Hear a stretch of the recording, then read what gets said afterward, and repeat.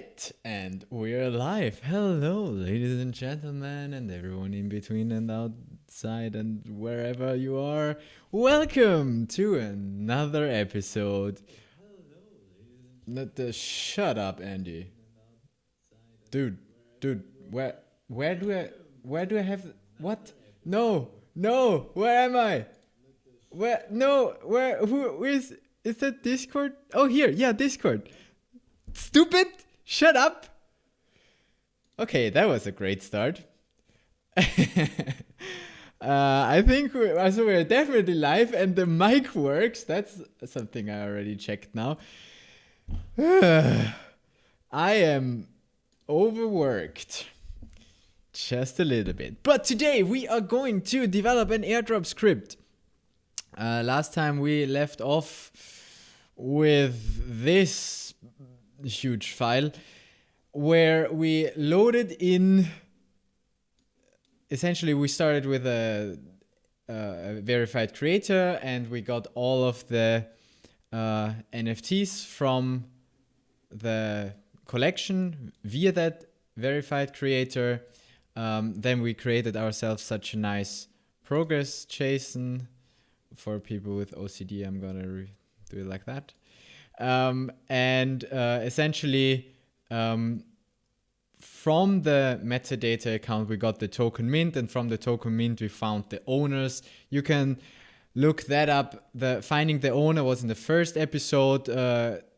Getting all of the NFTs was in the second episode. And today, in the third episode, we're gonna do the final remaining thing that we're still missing to have a proper airdrop script, which is to actually airdrop tokens, like to actually send them out. That's what we're gonna do today. I'm just gonna have you here so I can read all of your comments. And let me do it like this, such that I can see you better. Okay, I think that should be good. Now, if you have any questions at all, feel free to just pop them into the chat and we can discuss anything you want in the meantime while I, keep coding. Now, this is already quite a big file, but I do want to do one more thing here. Yes, Kind Andy, praise him. Woo, praise me. Gotta praise me like you should. Anyhow. Oh, I haven't been singing way too long. Maybe I should do a stream for that. But we are here to code. God damn it. Get your concentration down, Andy, and do the things that you're here for. So, when we want to send out an airdrop, what are the two things that you need to know for that? Audience, what do you think, my dear students? What do we need what information do we need for sending out those tokens? We already know now who the owners are. So what are the addresses that we want to send to? We got that from the preparation part of the airdrop. What do we now need? Well, we kind of need to define what do we want to send out, right? Let me quickly play that again so that I see that I'm still live. That's good.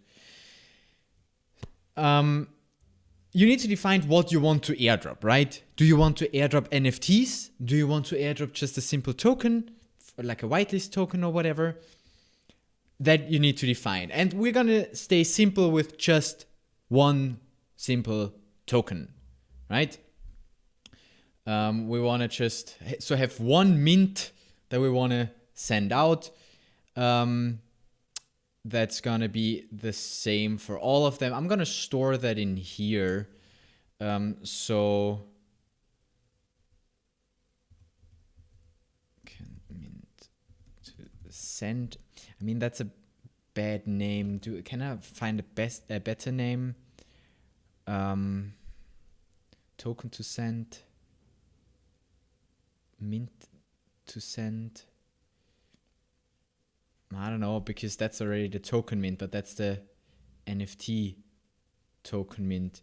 You know what? Why why don't we rename that to NFT token mint, and then token mint to send. I don't know. Do you have any better ideas, audience? Please give me any better ideas. I don't feel creative right now. This is also gonna be a string or null. Actually, we could do this better, right? We could say or undefined. Because then in the beginning it's undefined. Should we do that for all of them? That might be nicer, because then I don't need to store, you know, null, but I can just leave them out. That's one thing that I thought of when I was still dreaming about my airdrop script. Hope your neighbors are good. My boy, you're doing good. Thank you. Yes, I think my neighbors are good. They haven't been complaining in a while, but also I haven't been singing in a while. And also it's pre 10 p.m. here, so we're good. We're good, I think. I hope. Sendable token? You want me to call it sendable token?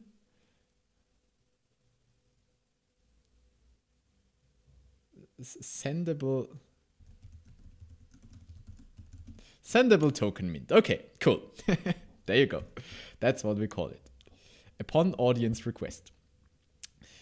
Right, so we want to know which token we send, and then obviously we want to know how many tokens we send. So sendable amount to keep it consistent here, right?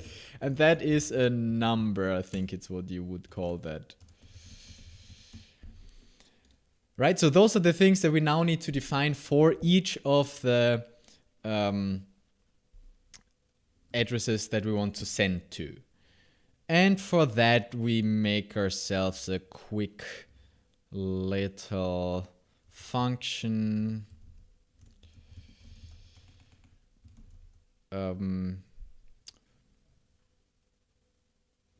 Input send prepare send. I don't know. I'm not creative. And inside this prepared send, what was the last thing we did? We got all our account info, which is gonna prepare send with all the account info. And then we're gonna store the info again. So all info was what kind?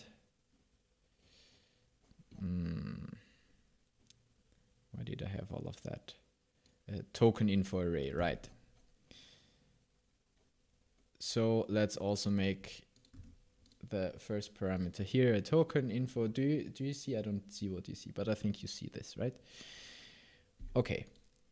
So essentially what I want to do is and now we can do for each, hopefully, for each of those elements, element dot sendable amount is amount to send, and element sendable token mint is token to send.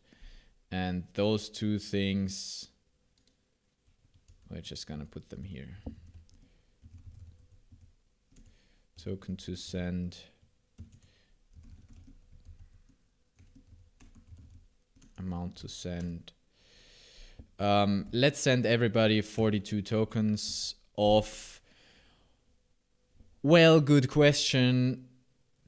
See, here's the thing. There's a reason why I don't do airdropping with an airdrop script. We're just doing this to learn, right?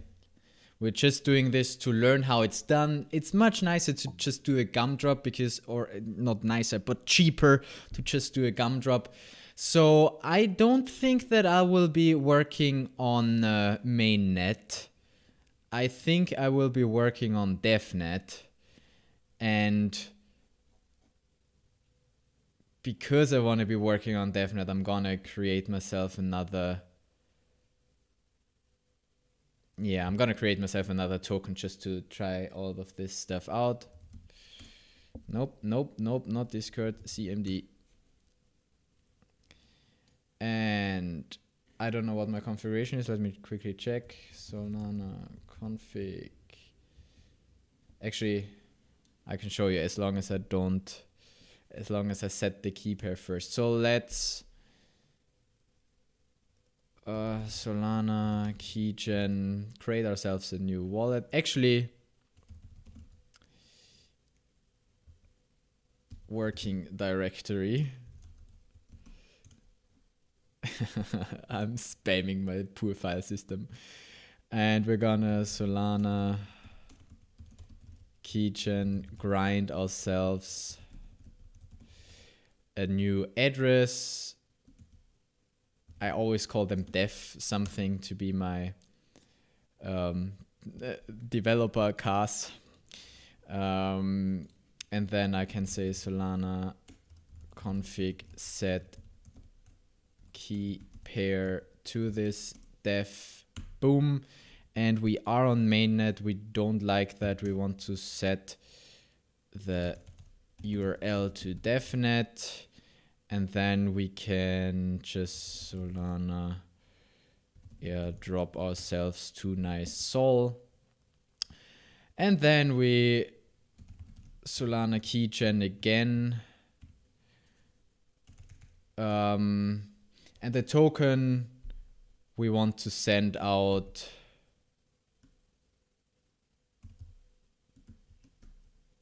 I don't know, it's just the token we want to send out. Is that too many? Possibly that was too many. Yep. Ignore case. There we go. So that's the token that we want to create and then send out. Now, because so many people constantly mess this up and keep asking me about it, why they can't create something. Now, if I want to create a token with that address, then I must not pre-fund that address. So many people get this wrong. I can just be like SPL token, create token, and put that thing right there. And no, that is not a thing that I need to fund first. And it is something different to my address. This is my wallet, that must be funded. That's a system account, or that's an account that's owned by the system program. And that is just a key pair. Oh no, what's happening here? What is YouTube saying? YouTube does not receive enough video to maintain smooth streaming. Do you still see me properly? I hope you are. Anyhow, let's ignore that. It will be back to normal soon, hopefully. I'm not sure. Anyhow, so we have a token. Then we continue with the classic SPL token, create account for this token. And oops, what did I write? Create account. And then we can say SPL token mint from this token, I don't know, fucking 10,000 or some shit. Such that we have some tokens to send. Nice signature. Yes, you still see me. That's good. Okay, cool. Now we have a token. That will be the token that we will send. We will send 42. And, you know, one nice way to go about it is to not have to deal with the decimals here. I would just say 1, 2, 3, 1, 2, 3, 1, 2, 3 to send 42 actual tokens with 9 decimals. That I think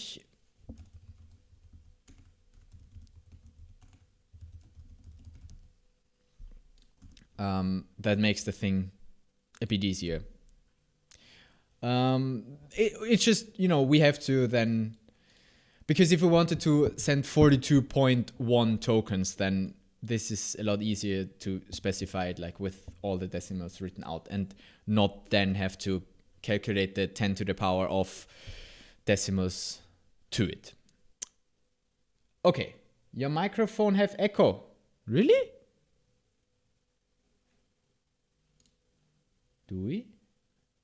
Do I have an echo on my mic?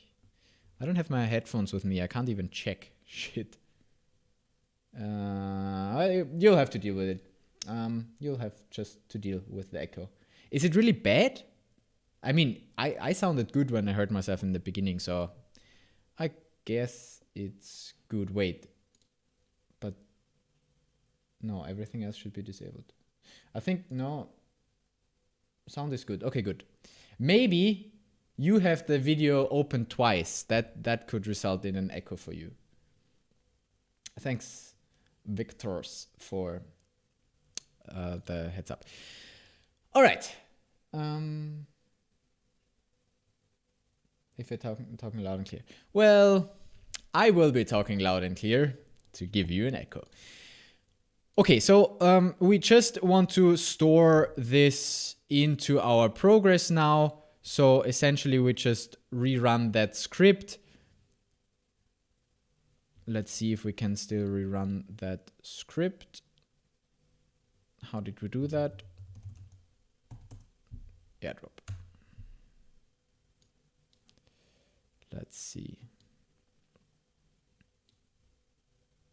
Done. Now I need to close that and not save it and open it again because otherwise it won't load it. Okay, looking good. So we still got the blocks from last time with the owners, and it now writes sendable amount and sendable token mint into this file as well. Now, I do not want to continue with the block because we might have new sponsors. I always like to look into my wallet when I'm live or when I'm recording video and see if there's anything new in there. Let's see. And if not, then we'll just continue with what we have 3 of those now. Amazing. There's a BC Barnyard. BC Barnyard. A BC Barnyard person. Farmers are the first of serious blockchain NFTs used in a staking game. Nice. 1,222. That's also a nice number. I've seen all of these before. Ooh, what is that? Mecha Toys. It's a 3D high quality collection with 100+ traits. Wow. That looks cool. Real like 3D. Oh, I like that. It has a katana. Nice. Thank you to the people who are donating NFTs to me. I always enjoy NFTs, and there's so much more. We got those. This is also new. A primordial meatball. Oh, it's a meatball. Oh, this is cool. 666 meatballs on the Solana network.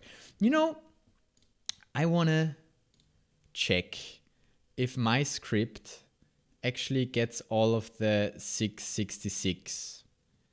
So let's copy that thing. Why is YouTube telling me?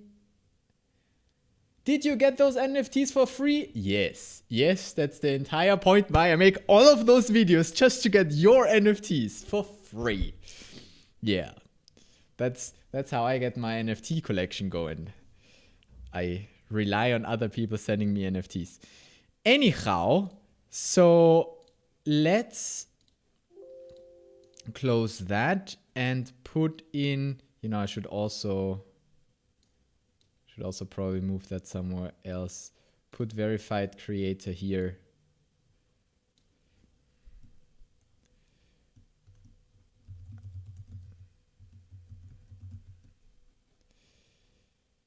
While we have all of our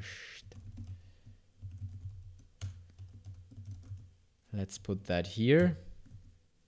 Wait, how did you manage to get the block if the verified creator was put verified creator here? Something is clearly wrong here. Oh, because it used the state. Right, I developed it in a way that if I delete this, only then will it query the new. Yeah, that makes sense. Okay, cool. Now, if we want to check for those meatballs now, let's see. By the way, if you want to send me NFTs, right? Send them to solandy.sol. It needs to find all of them token metadata token accounts, and then it needs to find all of the owners for them. So that can take a while. Any questions while we wait? Are you following what I'm doing here? Did you see the previous episodes? Can you still follow what my script is doing? And thank you for the 6 likes and 6 views. I like 100% like rate. Well, or people left. Oh, and now I have a more than 100% like rate. That's cool. Okay. No questions while we wait?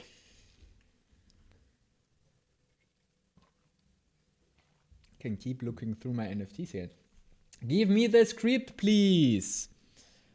Well, dear sir, the script, please, is here. Just go to github.com loopcreativeandy/airdrop script and you will find the script in the last version that we had. I shall post that to you here. Yes. Cool. It found the owners and it says it's done. So let's look at that. Let's look at what it did. We have a bunch of entries. In fact, let's see how many entries there are. 666, bitch. Yes, nice. It gets all of the token. I wanted to confirm that it does get all of the NFTs, and if the collection says it's 666 and it's actually 666, then I'm like, hell yeah, my script is working. Anyhow, so we store the metadata account, we store the token mint, we store the name where we still need to, actually should we, I'm getting annoyed. Although we can, there's probably an easy fix to that. Where do I do that? Name.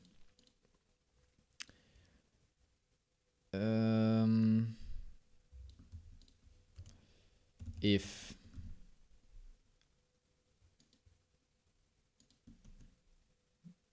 or let's make it more obvious, equals to 0. Actually, yeah. Break. That would fix that thing, so I'm just gonna run that whole thing again. Okay, no, wait. I need to delete that again first. And then we run it again. And we wait again. Thank you. I haven't gone through the live sessions completely yet. Not on the same page as you. Well, I mean, the 3 parts are pretty separate from each other anyway. So you can follow me along live now. We are gonna do the token sending. So go through that part and then you can rewatch the other 2 parts later, or just use the script and not watch any of that shit. Totally up to you. Yeah. But we are about to create the send token. And you know what? I'm gonna make a new file for that, because this is getting quite crowded here.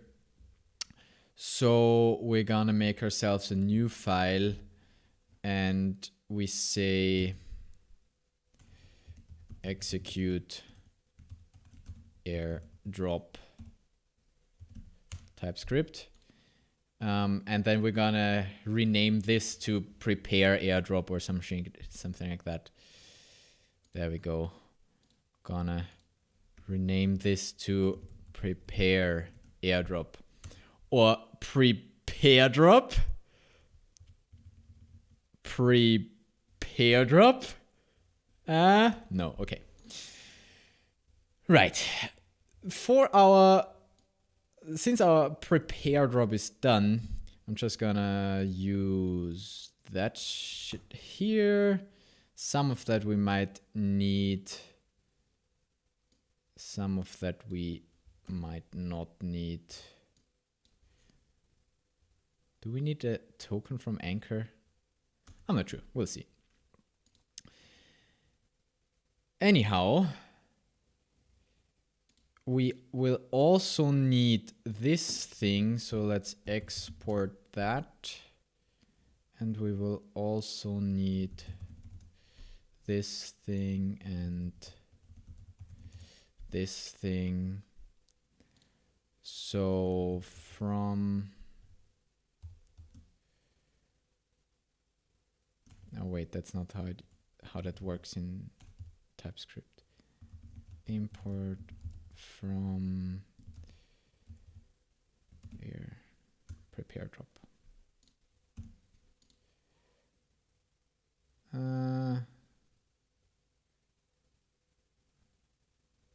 From expected, as expected.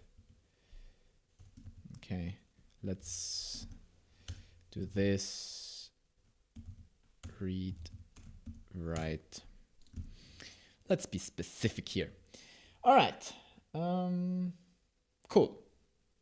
I think everything's still looking good and we can continue. So, you know what? Actually, then I don't need to import that either. We can just use the same as here. Let's also export that and put that in here. Okay. So, same as last time, we will make a main we will call a main function that we make asynchronous.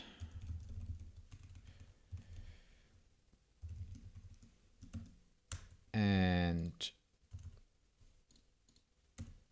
this will call an async function send token. And the send token, what does the send token need? Well, it's gonna need the receiver, which should be a pub key from Solana Web 3. Then we need to have a token to send, like token mint. This should probably also be a, although I don't know what that is yet. Keep it, nah. Do it token. You know what we can do though is just put in our token info here. How about that? And then the whole thing does the just with the token info. That makes it easier. Let's encapsulate it like that. Why FS is imported using require but not via import like others? Excellent question, because I apparently am not consistent with my shit here. No, I don't know. I guess I copied it somewhere. I don't know. You can probably import it as well. Same thing. As long as you're not in the browser, you won't have problems with that, I guess. Anyhow, so drop info. I don't know. I'm not good with naming my shit, so I don't know. And then we probably also want the connection again.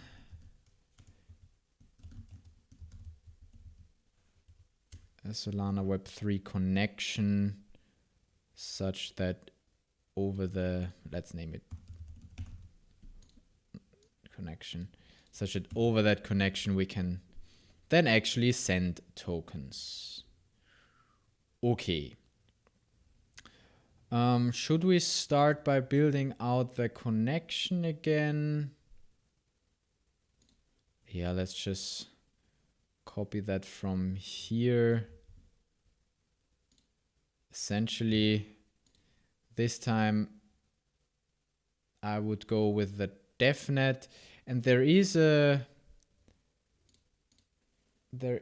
function that can get me the I don't find it.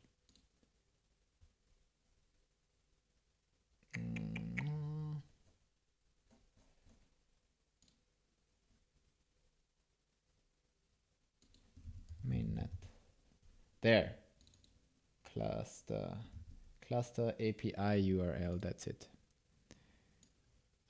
We can say Web3 cluster API URL and then provide the cluster DevNet. So that gives us the standard devnet.solana blah blah blah and so on. And we use that as an RPC host and create our connection with that. All right. Now back to the send token. What we need to do is create an actual transaction with which is signed by us, right? So far, we just read from the blockchain. So far, we just queried information. Hey, give me that account. Let me read what's in there. Check the metadata, see who owns that. But now we actually want to change the state. We want to actually do something on the blockchain. We want to move tokens from one account to another account. And for that, we need to submit a transaction, which is then going to be executed by all the validators and not just, we don't just receive the information back from one. Right, so there are a few things that we need to build here now. A transaction consists of instructions. So we need to say, do this, do this, do this, do this, and all of that we pack into one transaction. We need to tell it who is signing and paying for that. And essentially that's all we need to be doing, because we don't... Yeah, we are going to make a program call, but the program is already a program on the Solana blockchain, which is the token program. The token program already lives on the Solana blockchain, and SPL token, we imported the Solana SPL token. Here we can find the token program ID. That's going to be the program that we're going to call, right? So we're going to call this program on the Solana blockchain to perform the airdrop for us, to perform the sending for us. Now, I mean, the easy version really would be to literally just call SPL token transfer and do that for all of the addresses in our progress. So for all of the owners, we could do like transfer to this owner, the 42, and we want to fund account We could do that. Our fund recipient. Oh, still not. Recipient address or recipient. That's true. Because that's the recipient, and what we need here is the token. So we want to send this token, 42 of them, to this address. We could do that, and we could create such a call, right? Just call this from our airdropping script here. That's how we could send token, right? By just using the CLI. And I've seen many airdrop scripts that work like that. It's the simplest option. Just use something that's already working. But we are here to learn. So we're gonna go dig deeper, and we're gonna actually have a look at the chat, because I'm not looking at the chat anymore. No, don't want to show you the chat. I just want to look at the chat.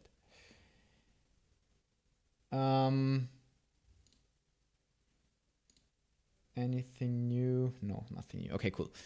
We want to actually develop our script ourselves. So we want to be self-responsible for the stuff that we submit to the blockchain.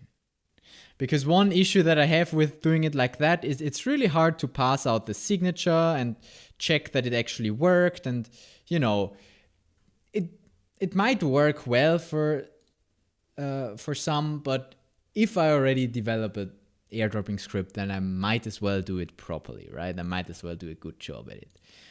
Well, good job is an imagination, but doing,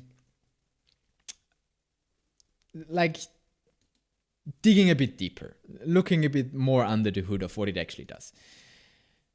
Okay, enough of that blah blah. Let's get some tokens sent. So actually, let's look at the Solana.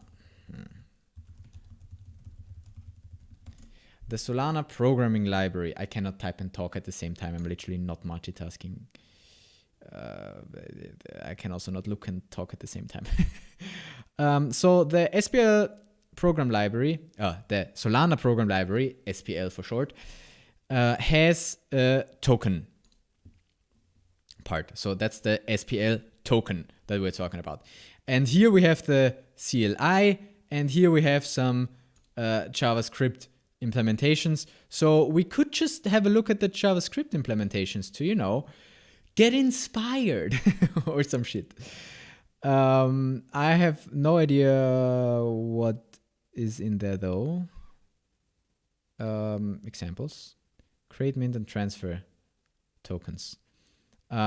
So that's how you would call that, right? We create a connection. Then here it generates a new wallet that it actually is quite small, right? Generates a new wallet. It gets an airdrop, and then it creates a mint. So that's what we did earlier. Also with the CLI, we just created a mint. And then this is going to be important to get an associated token account. Now, get or create associated token account is the simple version that if we are okay with creating a token account for someone else, like if we have the fund recipient, like if we want to fund recipient, then we can just use that. It gets a bit more complicated if you just want to send, if there is an existing token account, because then you need to actually look into here what that actually does and split out some stuff. But we can, in the beginning, just use that, get or create associated token account, and then just create a transfer instruction like that, because it's really just that simple, right? And then you create a transaction like that. It really is not hard. That's what she said. So let's do all of that beautiful stuff. it's all in there anyway, right? It's all in the SPL token dot. So we have all the stuff that we need here. Create a mint. We could create the mint ourselves here. We can create a transfer instruction. So let's look at what the transfer instruction, let's go from the bottom up. Let's go see what the transfer instruction really needs. So I had a question regarding Solana name service. I created that in a different topic. Let's do an excursion to Solana name service. Oh, come on. Naming. Whatever. The Solana name service. Yes, what's your question? I created a domain called this. Okay, you created a domain called this, except this. And it was placed on a bit. Now it's available for me to buy it.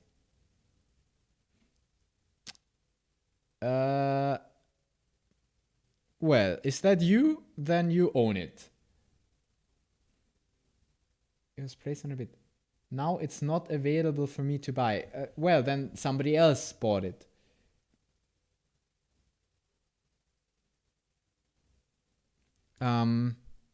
So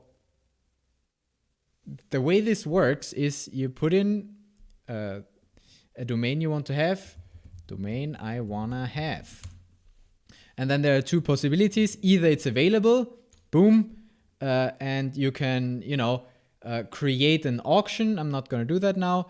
And then there are like 3 days of time for that auction is running, like that are all open auctions and people bid on it.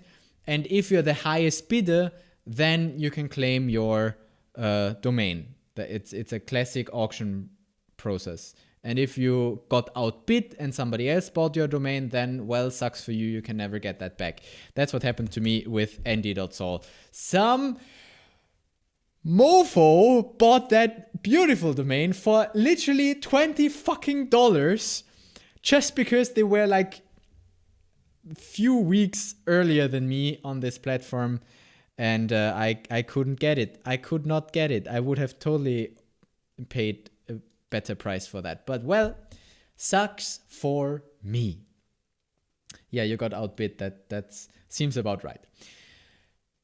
Anyhow, on that sad note, let's go back to our airdrop script and look at what this transfer instruction really needs in the JavaScript implementation of the SPL token library.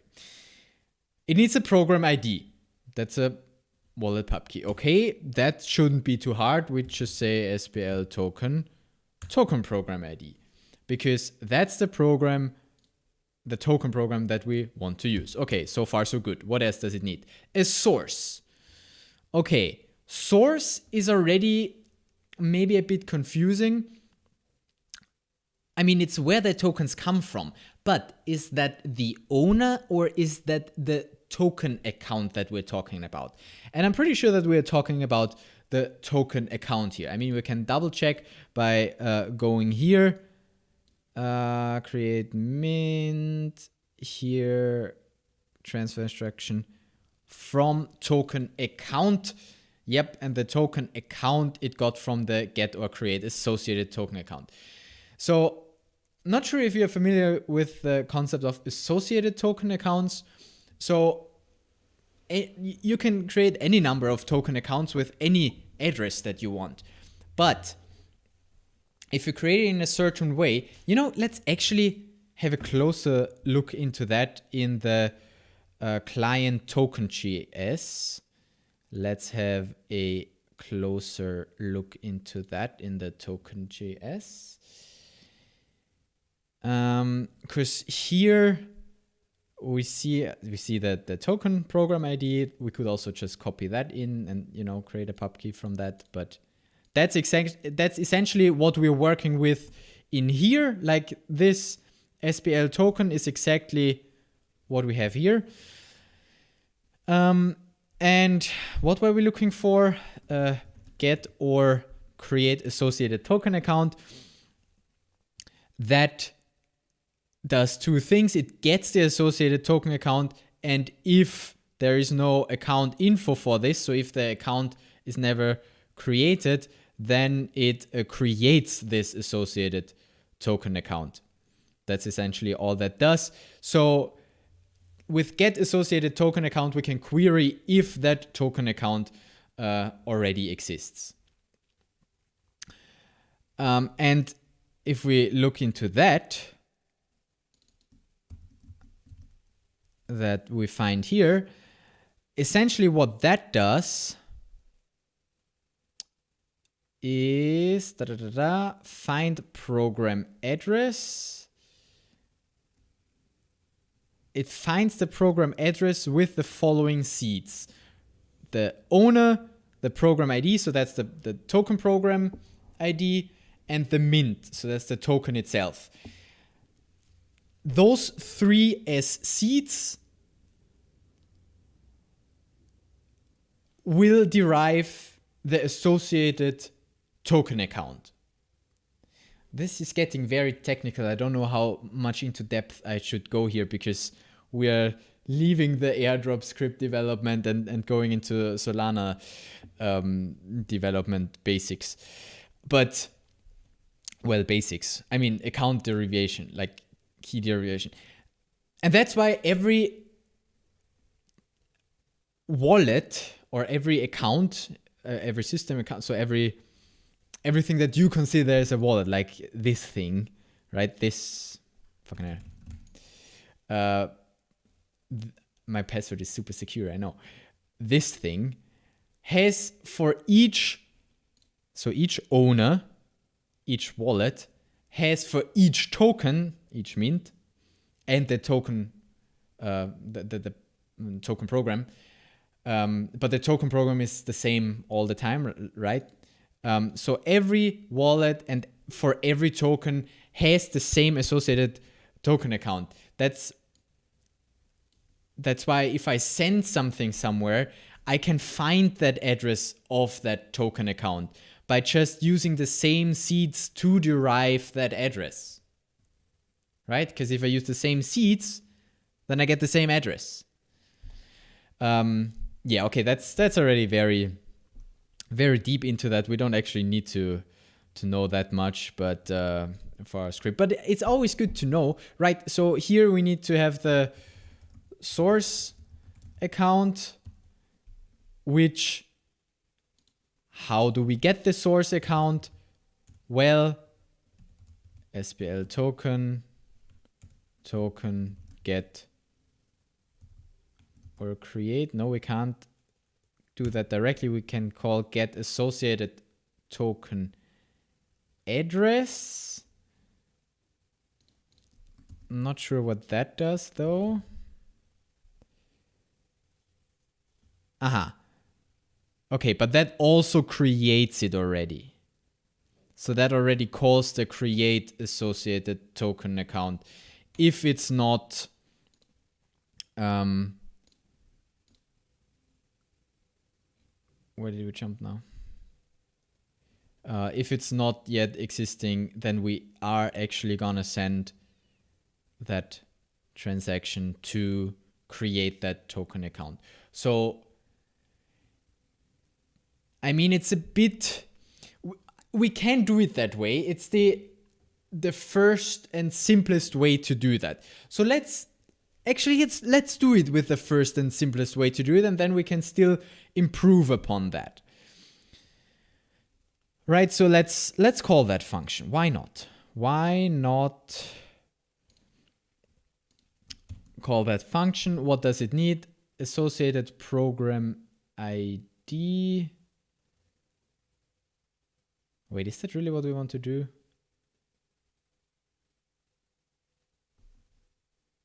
I mean, is that, I think, but then it's just the token program again, right? No, wait, that's the token program ID. What does it need for the first?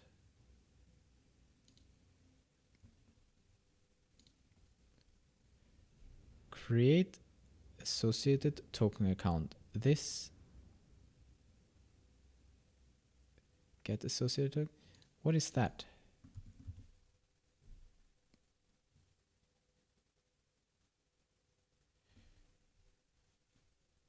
That's the address, and that it derives. And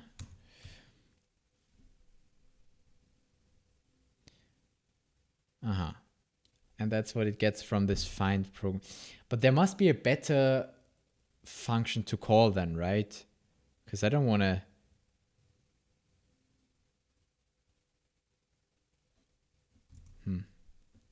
Let's see. Create associated token account. I can do the instruction.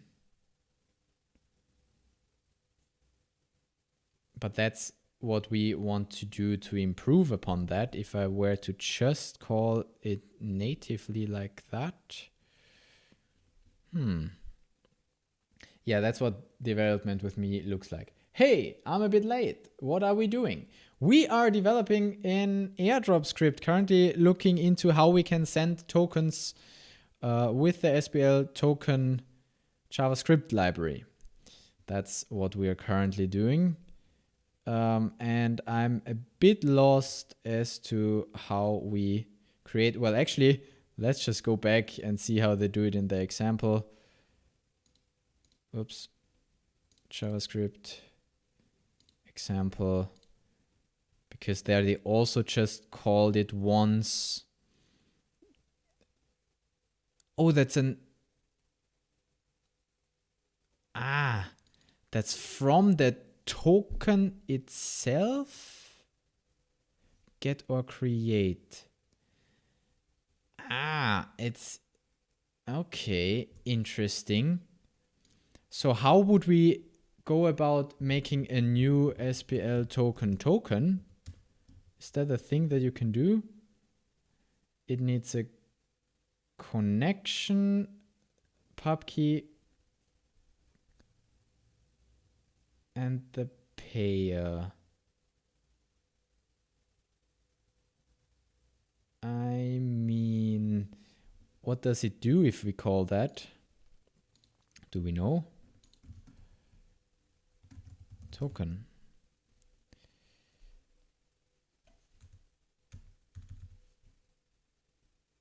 Oh, we don't know. Where does it come from?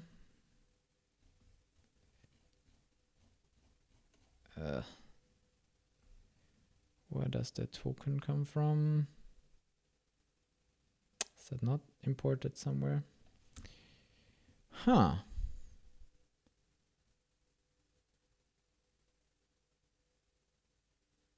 But I mean, why not? Why not create it like this? Let's try it for now. We're just experimenting here. So what do we need again? A connection, we have that. Pub key of the token, we have that. What did we call that? Drop info.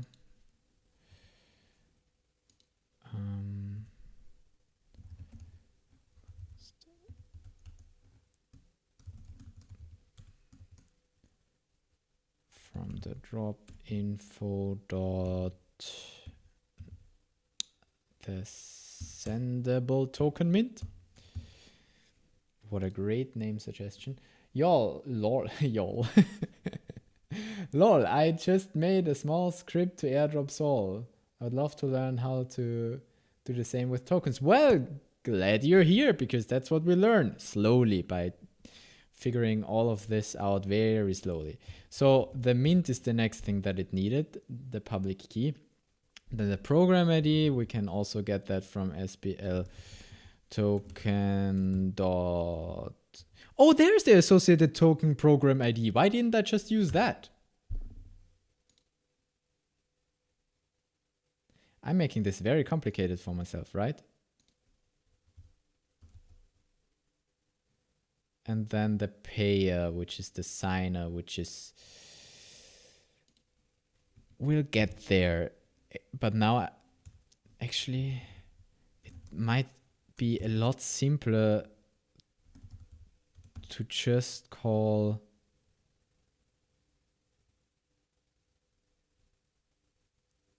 get associated. Was it that we wanted to call? Yeah. Associated token program ID. Not 100% sure on what that program ID is, but maybe there's another program that handles all of the associated token accounts. I'm not entirely sure about that, so don't pin me down, but yeah, that we know. Then the mint is quite obvious, the public key. Then the owner, well, owner, we do the same for new public key, drop info. Where do we get our owner from? Here. Bam. And what else do we need?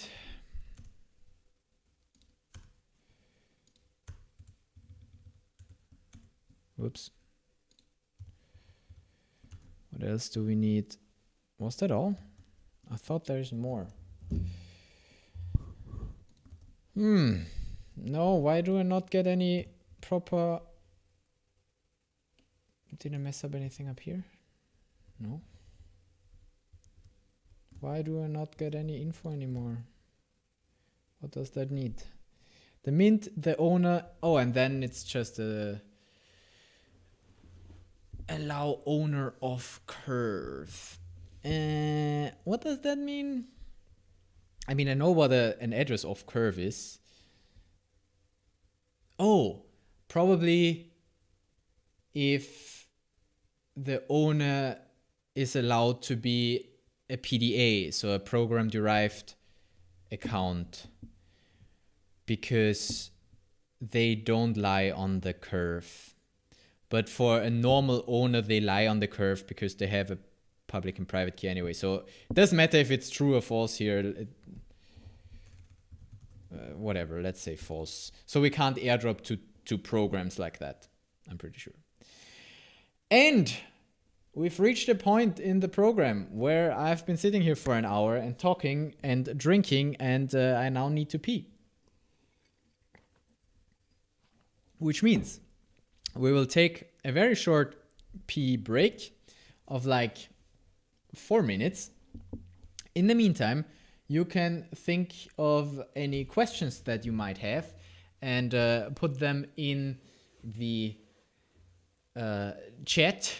You can also go and send me an NFT to solandy.sol and let me know that you did so, and then I can go check that out because I love getting NFTs. You can also go grab a drink yourself, and I see you back here in 4 minutes. Also, if you're bored, you can like the video, subscribe, and do all of those nice things. Yes!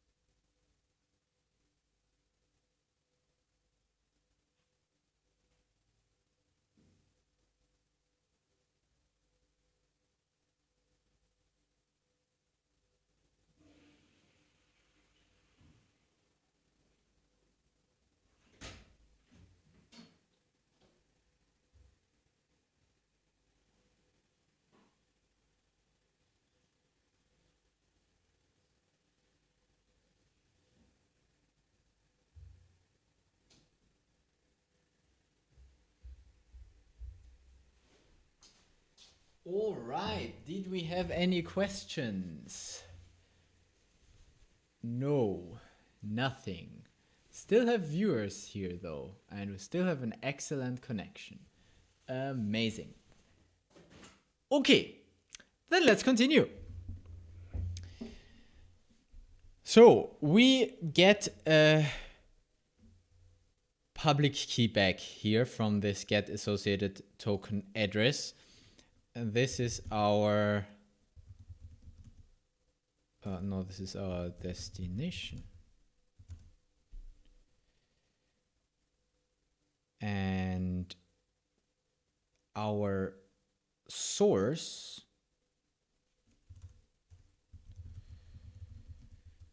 I mean, it's a bit maybe unnecessary to call this in every time we call the send. This should be enough once, but if the account already exists, then it doesn't create one anyway. So, whoops. Essentially, we do the same thing here. We do the same thing here, but except for with the same mint, but the owner, this is gonna be my, well, how do I encode that here? I say this is a sender.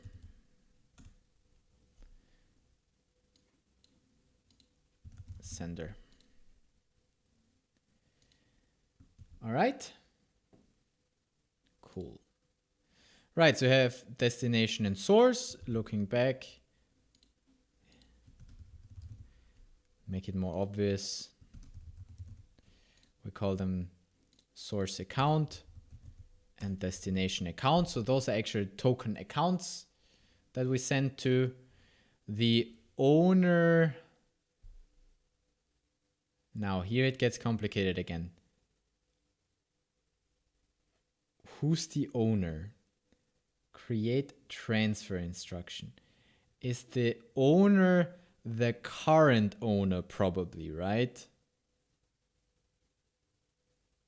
Because, I mean, that would make sense. So where did it do it here? Create account. No. Oh, I'm in the wrong. I want here. Here. So the from wallet. Yes, that's the current owner that he puts in. Okay.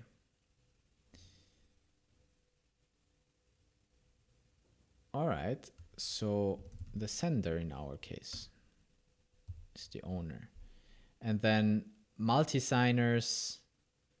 We don't have multi-signers. We will need one signer at least, but we don't need to specify that here. We specify that when we send out that transaction, and we need to have the amount, which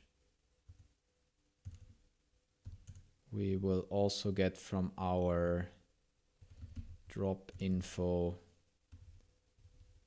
sendable amount. And from that we get a transaction instruction.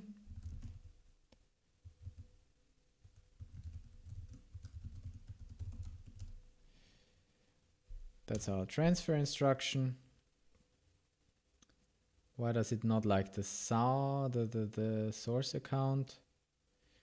Promise is not assignable. Oh yeah, because I didn't await. Okay.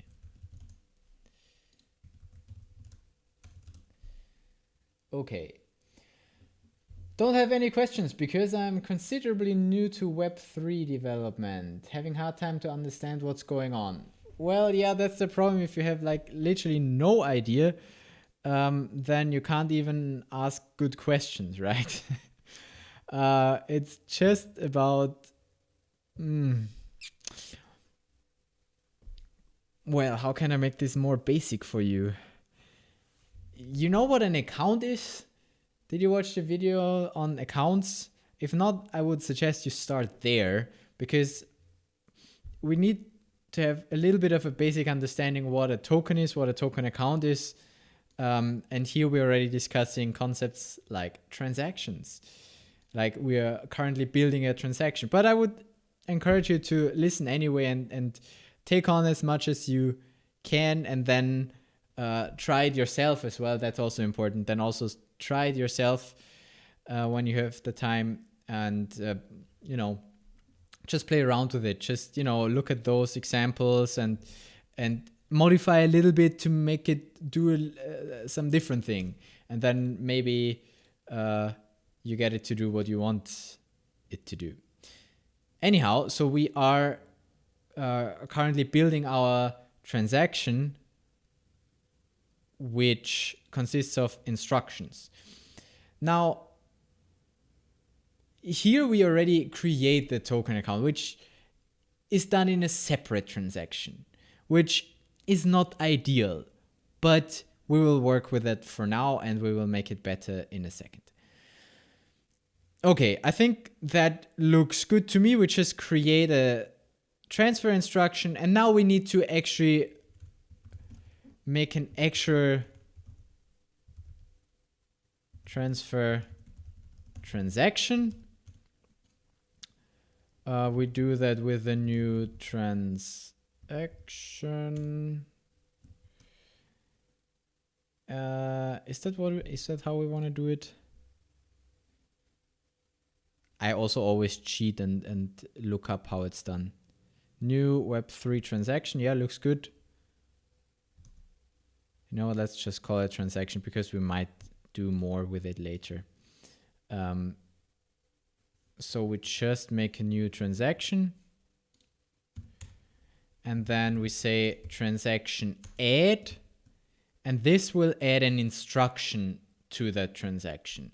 And here we add the transfer instruction that we just made earlier. So our transaction consists of one instruction, which is to transfer tokens between token accounts. And that is done by calling the token program. Now, how do we actually send that transaction? Well, there is a sign. I'm not actually sure what it's called. Send and confirm. Send and confirm a transaction. It needs our connection that we created earlier to know which cluster we're on. And then the transaction, okay, that's just our transaction. And then here we need the signers. Now, this we need to fill out because somebody needs to pay the fee for the transaction and also needs to say, yes, you are allowed to grab the tokens from the source account. So whoever owns that, the sender, needs to sign this. Now, I cannot sign with a public key. What do I need to sign? Oh shit, I fucked that up again. I need a signer. And how do we get a signer?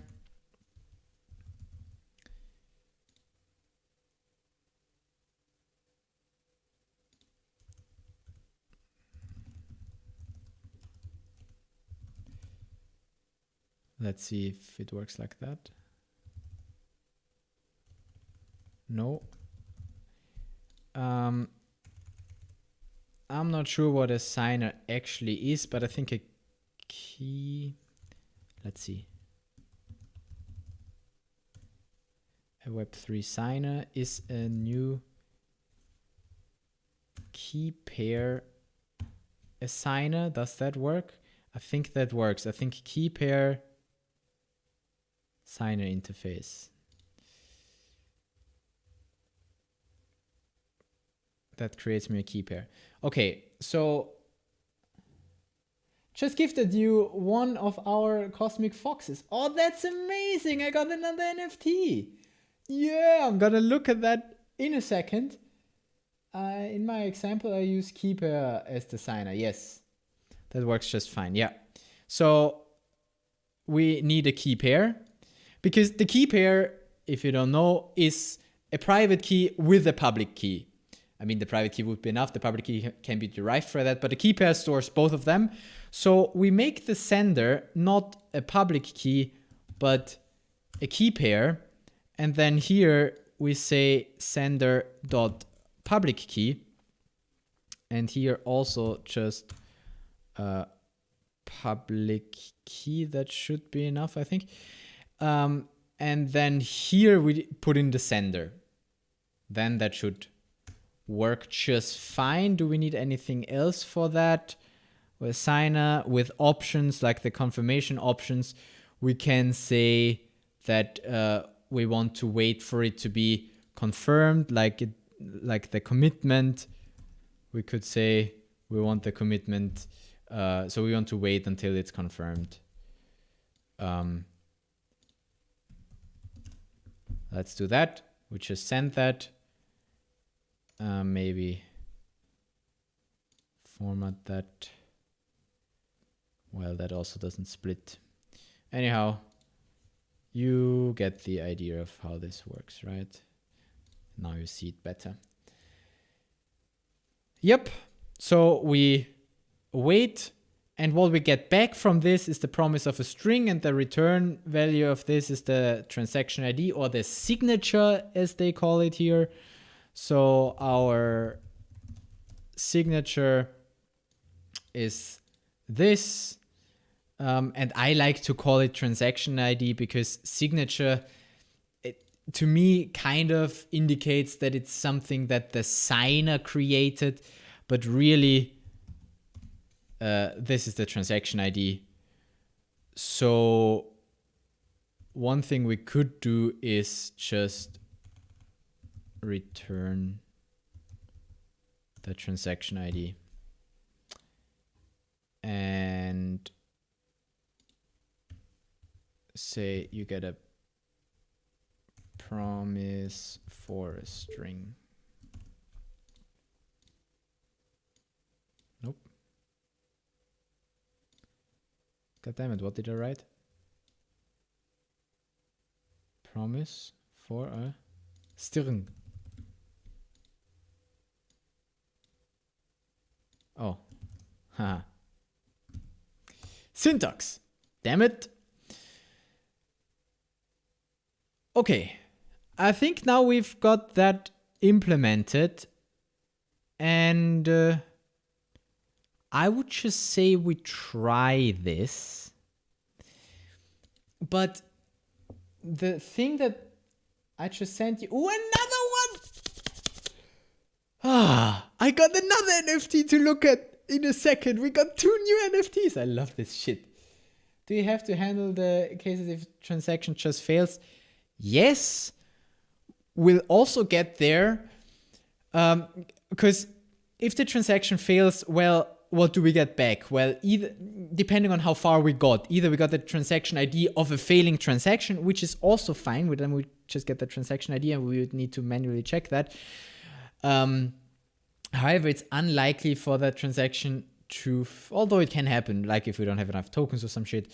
But then we just get the transaction of a failed transaction, right? The transaction ID of a failed transaction, the signature of a failed transaction. If something else happens before that, before it is actually sent to the blockchain, if it can't even be simulated, because say we don't have enough Sol on our wallet or some shit, or the signer is not correct or whatever, then I don't think we get a... I'm actually not sure what we get back. And yes, we should implement some kind of handling for those cases. But I want to go with not going through the edge cases, but just going through the main route for now. And on the main route, the one thing that we're still missing is the sender, because we can go through our even if the transaction fails, it still get a failed transactions ID. Yes, exactly.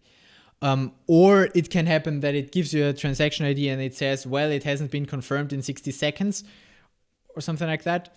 That you just get that error then. But then you manually need to check the transaction ID and, but the main reason why I developed this myself and, do it in JavaScript here instead of just calling the SPL token transfer is because I get that transaction ID back easily. That's the main advantage for me as a developer if I do it myself here. Also, I can, adapt it better. But yeah, I can easily get that string back. Anyhow, so if we here say send,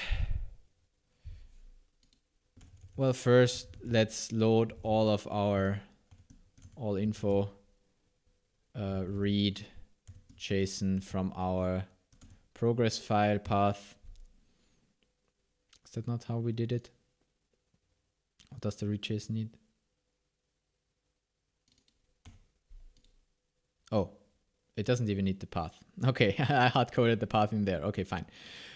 We just read that, and then we could be like send token with that connection with the all info, let's say just the first, and then we're still fucked. I can swear I'm not monetized because we don't have the key pair of the sender. We can hard code the public key, that's no problem, but we actually need the actual key pair. Like we need the private key. We need the fucking private key for that key pair. And I don't think that I want to go through the process of finding out how that is done, because I did that already once. I think I just stole the code from the candy machine somewhere. So I'm just going to look at the old project that I once did, if I can find that now, because holy shit, it's been a long time ago that I did that. Let me just see the sender. I had a load wallet key. Yes, go to definition. And I'm just gonna steal that function real quick, and we can have a look at that. So that's code that I might have taken from somewhere. Hashtag open source. I don't remember exactly, but it gives us a Web3 key pair, and essentially key pair file. I should have renamed it.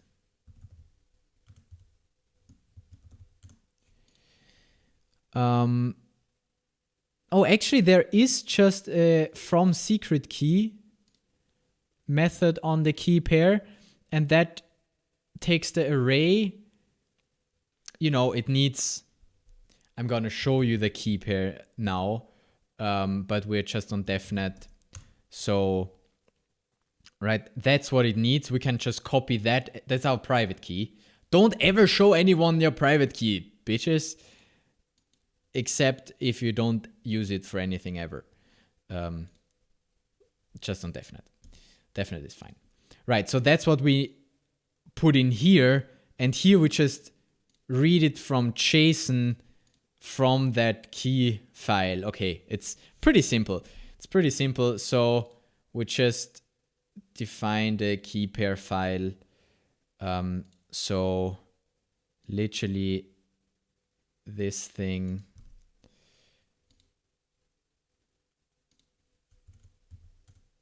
const sender is my key pair file. Gonna do it like that. We are on Windows, so we have to do some escape. Right, so that's my key pair file, and then we can say the const sender load wallet from my key pair file. Obviously, I mean, we could put that in an environment file, would be a lot nicer, right? But for now, we'll leave it like that. Let's see if anything is happening in the chat.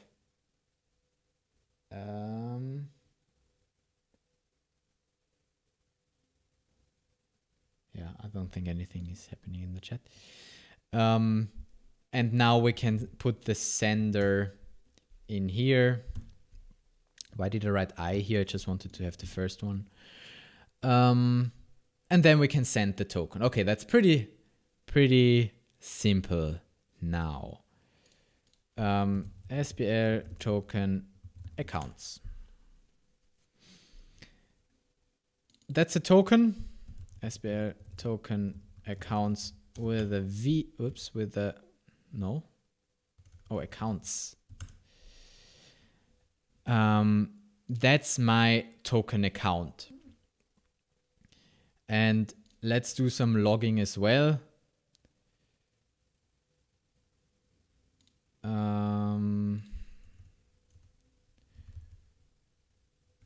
Console log sending from. How do you do a proper log? Can I do that to that? Is that how that works in TypeScript as well? JavaScript? Not sure. Let's try. Source, hello. Somebody joined us. Source account, base 58, and destination account, base 58.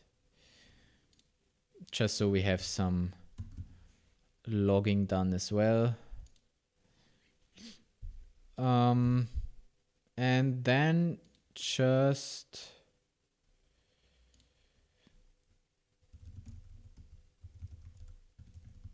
await this and just log the transaction ID. And then just execute that. Let's just try. Let's just try. We'll probably run into some kind of error anyway. But yeah, there we go. You gotta slowly debug your way through all of that. Right. So, first of all, we have all the TypeScript errors, all the type errors, all of the type errors. Argument string undefined is not assignable to. Yes. Are we still in the? We are in the execute. Okay. So, is not.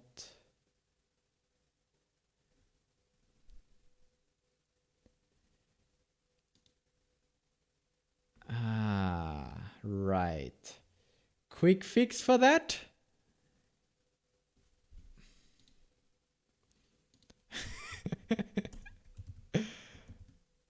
If not drop in for sendable token amount or not drop in for sendable token mint, break. I think, no, return null. I think TypeScript is smart enough for this, right? Now it might complain about some, I read your messages in a second. I just want to see if that error is gone. God damn it, I can really not read that much. Null is not assignable to type string. Oh yeah, well, we have the next error. But hey, Andy wanted to say a huge thank you for the Candy Machine video. It helped me fix all the bugs. That's good to hear. I'm glad that I helped you. Well, one way that you can show how you appreciate my video being helpful is getting me one of your NFTs.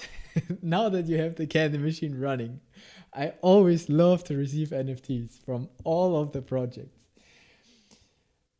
Any chance of you doing a video on Solana program library, building and deploying Rust code and invoking it through client code? Well, isn't that literally what I'm doing right now? I'm literally using the SPL, token library, but it's part of the Solana program library. And I am doing what you say, developing client code. I just spit on my laptop. We are getting to the Rust development, don't you worry. This is definitely very high up on the list. It's probably going to be the next coding session that we do, but I wanted to finish the airdrop script first because I promised people that we're going to do an airdrop script. So we're going to do an airdrop script, god damn it. But yeah, I really want to get into smart contract development, aka program development on Solana. We are getting there. We're getting there on our journey, on Andy's crypto journey. Yeah. So yes. But we need to understand the basics. We need to understand what is a transaction. We need to understand how a transaction is built, what a signer is, and all that kind of basic stuff before we can actually get into the smart contract development. I mean, we can learn that while doing the smart contract development, but I do my tempo, and this is my tempo. So yeah, we still had some issues. Null is not a string. Oh, fuck off. I mean, I can say please, I can assert that as well. But I'm assuming that, I'll do the handling some other time, the error handling. I will do the error handling some other time. Oh, the owner is of course also important, or not. Job info owner.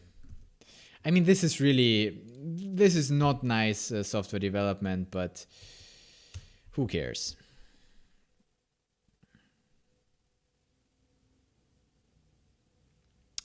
Oh wow, it did something.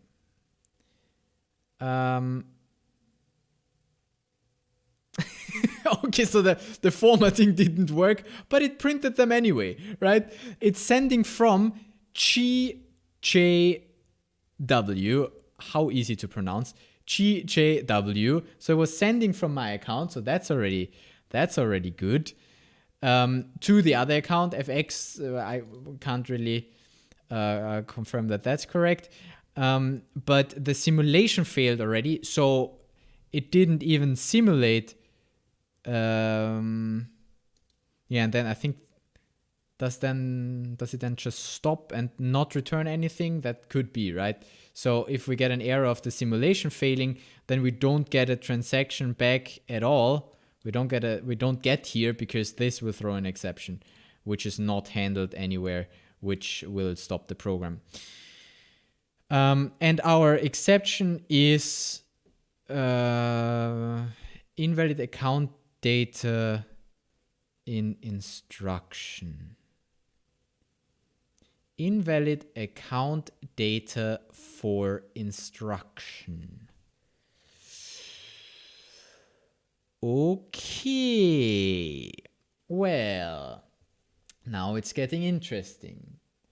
You're doing great on the video, and the code explanation helps a young developer like me. Well, I also say that I am young, but really, I'm getting old. In a month, I will be 30. I am old and a new developer.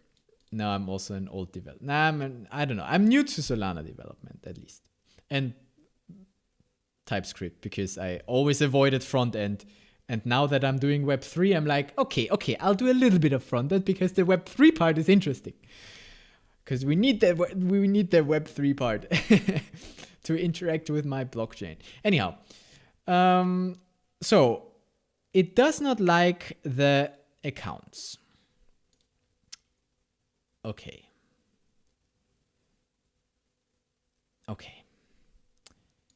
So I'm fairly sure that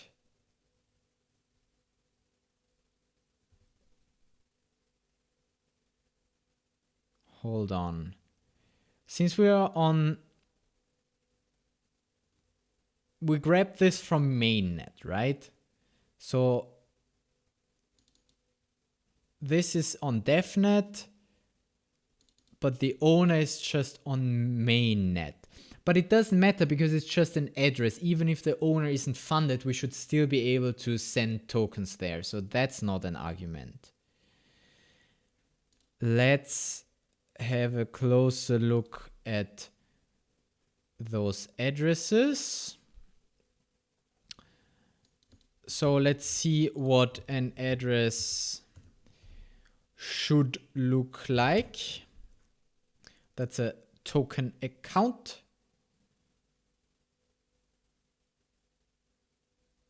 I mean, I would have at least expected that it tells me it's owned by the... Oh, right. Because we're not on DevNet. There we go. Yeah, okay, good. That's better. On DevNet, this is a token account. Much better. I'm the owner, DevCars. If you remember me, I'm DevCars. And I have, you know, almost 10k tokens because 42 are already sent as a demo. And then let's look at the other, nope, let's look at the other thing. This is not yet a token account. Okay, so apparently our nice little get associated token account does not actually create the associated token account. So that will be something that we will need to do ourselves. Okay. And to do that, I would really like to see... I would really like to make a distinction if the account exists. So essentially I want to do something like you know, let's start simply. Let's start just by doing the one thing after the other. The create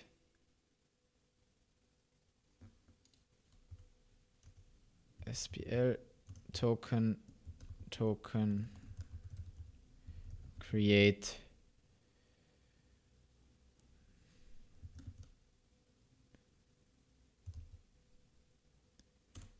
associated token account instruction. So we have again the SPL token associated token program, then the SPL token program, then the mint, which is the mint. I think I called it that. And then the associated token account is the destination account. And then the owner is the... Well, that should now be the...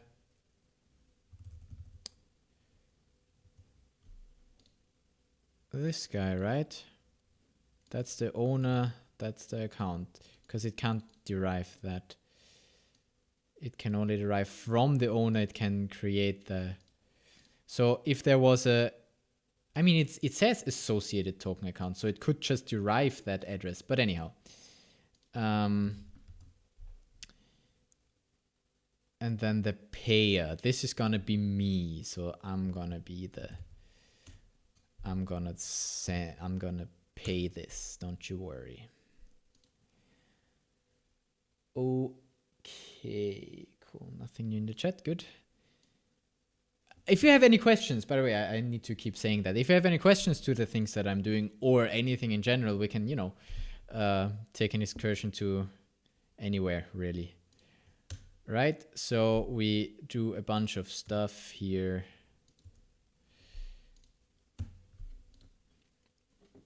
And, you know, create an associated token account instruction. So this is the create associated token account instruction. And this we will need to add to our transaction. Actually, we will need to add it to our transaction before the transfer instruction.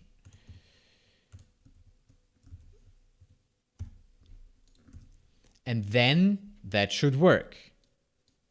Let's actually try if that works.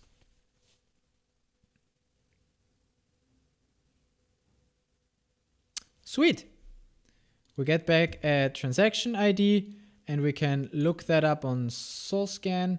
Wait, if we refresh that now, this should become a token account. That becomes a token account owned by the guy that we sent to.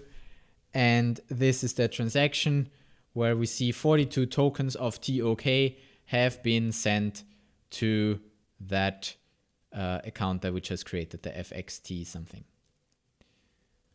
That sounds good. We can see the first instruction is to create associated token account, and the second instruction is the token transfer. Here we once again see pretty neatly what happens there. And what happens at the create account. There are inner instruction. First we need to fund it with some SOL, then we need to allocate it. And that's exactly the part why this becomes so expensive to do an airdrop for like 1,000 people, because 1,000 times you need to pay this, and that's also 2 SOL, right? That's why Gumdrop is the way to go for this kind of thing. But if you want to be kind to your community and just send out the tokens, pay for them, then sure, go ahead. Right. Speaking of community and people who are nice enough to send me stuff, let's look at the 2 new NFTs that we got, because I always like to look at new NFTs that I'm getting. Yes. Let's look what we got. There's a cosmic fox. I think that's what one of the people sent me just now. A cosmic fox. Cosmic Fox's NFT. A red fox with a viper. Oh yeah, and the pink background. Very nice, very nice. Very nice. Love it. And what's the second one? Somebody else also sent me something, right? Oh, that's new. No, that's not new. That thing. Tikis. A tiki. A 0294 tiki. Oh, that's a nice number. I like that number. That's the same number of loop tokens in existence, I think. Or maybe 1 order of magnitude off, but still. 36 is a nice number. Gold skin. Epic. I've got one from the epic tier. No idea what that means, but sounds epic. With his space helmet. Cool. Thank you guys for sending me NFTs. I always like to receive NFTs. So cool. Okay, back to work. Back to freaking work. We can send that once. And we can also confirm that we lost another 42 tokens. Okay. We sent it. If we do that again now, though, what will happen is that it will fail. Why will it fail? Students, did you pay attention? Do you have an idea? That's a good way to learn, by the way. I give you time to think now. What do you think? Why did it fail? Because I want you to learn. I know why it failed. I could have told you that it fails, but I want you to learn. So think about it for a second. Why did it just fail now? And let me know in the comments. And you get a plus if you get it right. You get a plus for good how do you even say that? Good participation.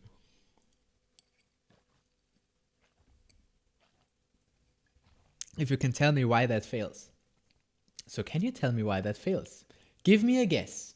Good question, right? Thank you. Thank you. I know, I am the teacher. I only ask good questions. I'll show you the code again.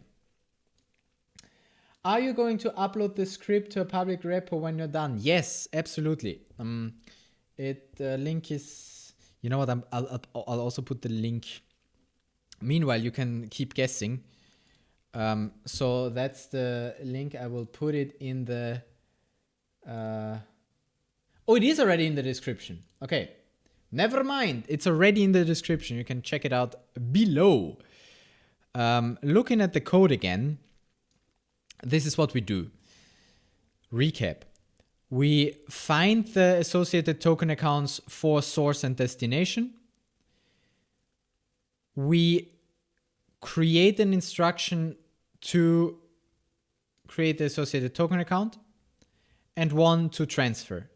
Then we put both of those instructions into a transaction and we sign it and send it off to the blockchain. Why did it work the first time and not the second one?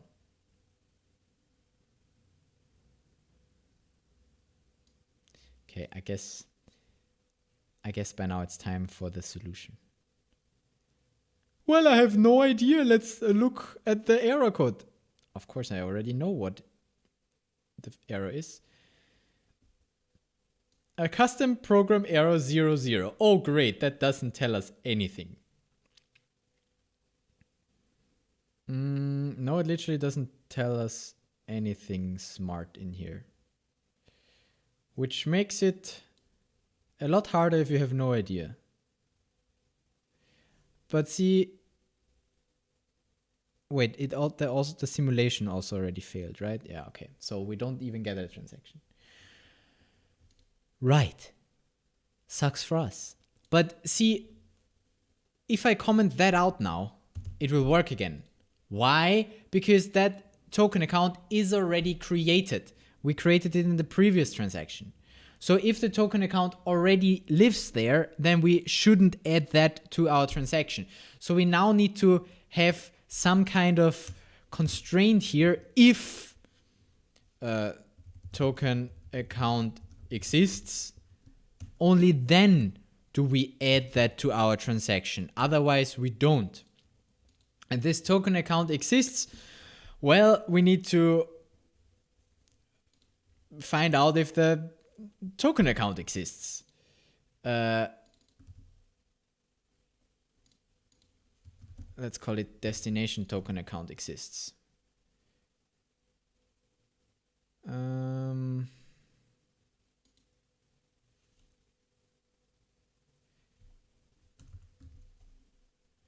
Hold on, and I will also put all of this stuff in here because you don't really need to do that if it doesn't exist.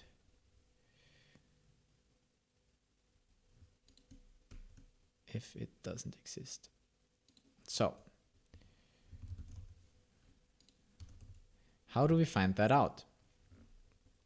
Well, we could either look in here again, how the SPL library did it for the get associated token account address and then create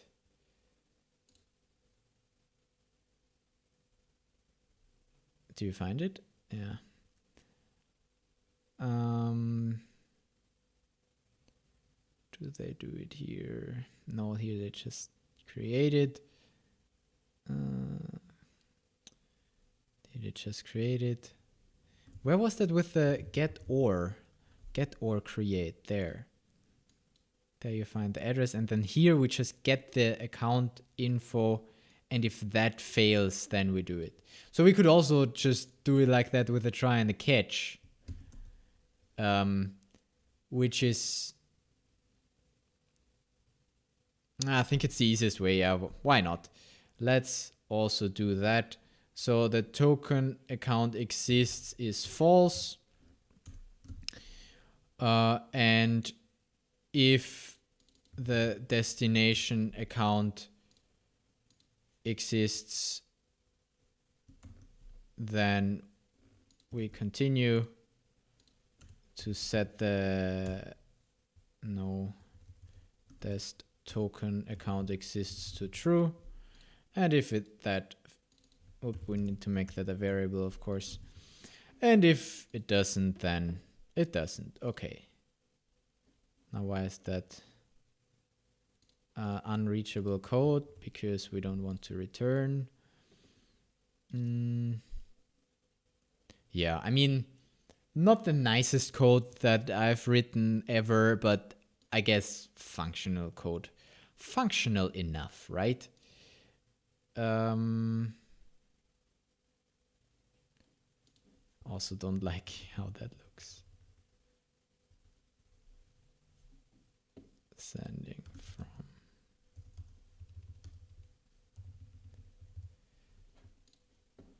I mean,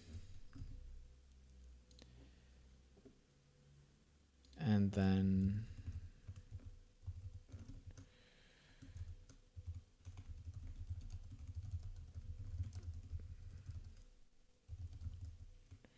yeah, whatever.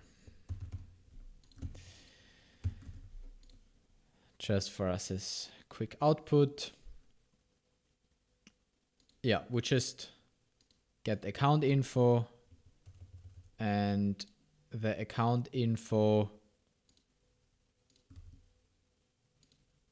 we did that at the prepare drop.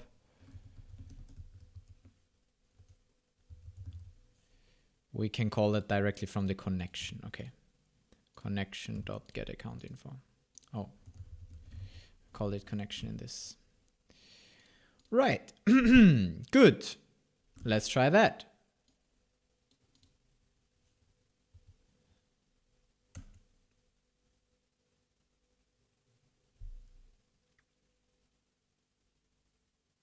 Looks good. It was sent to that one. And then if we pick a different account to send to, so a different owner, then it still fails. Fuck. Okay, 1 second. Hi Andy, I'm the owner of an NFT project. Are you willing to help us create the mint machine? Maybe we can talk a bit over Discord. Well, just text me over Discord. What exactly do you need? The mint machine, you mean the front end or the candy machine? Can do both. I have a Discord server where we help each other to, you know, create those kind of things. You can get help there, or yeah, just text me on Discord. This I have done so many times that I know by now how it works. This, however, I've not done that many times, so I need to find out what's not working. Invalid account data for instructions. So apparently this will not fail as expected.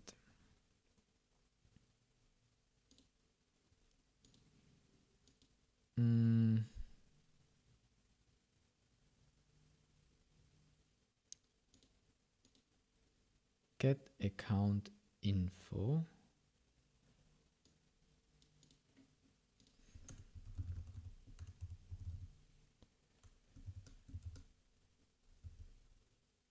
Get account info failed.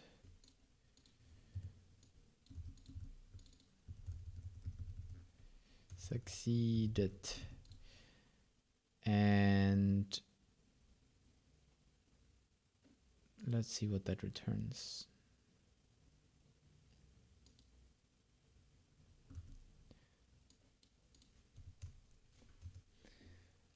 Andy, will you be covering the invoke create mint function in this video? Upon request. So you mean you mean this thing? This thing? That's essentially just how you create a token, also just with JavaScript. So that's the same as doing SPL token create token. That's essentially what that does, just that you provided the things here. Yeah. Oh yeah, that one. You create a new wallet, and that one creates a token. What's the? Do you have an exact question for that? It's the same as with any other function that you call it. Basically, I think that already creates the transaction as well. That does the entire transaction and sends it to the blockchain. Yeah, because then you can mint to it directly as well, and then you transact. Yeah, what's the question about it?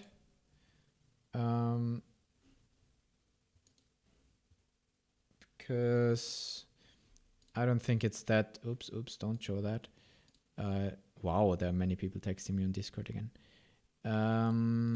Okay. Yeah. So before that failed,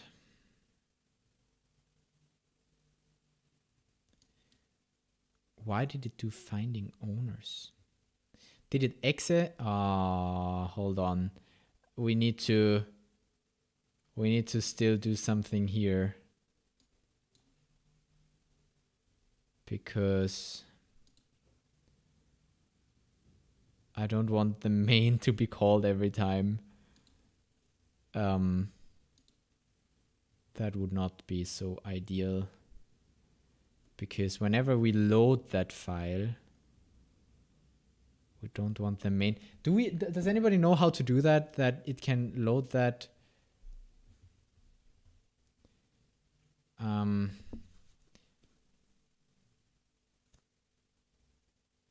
I don't want that to execute when it imports that. I don't know. But we should probably do that. Anyhow. What did it say about the other stuff though? Using wallet. Get account info succeeded.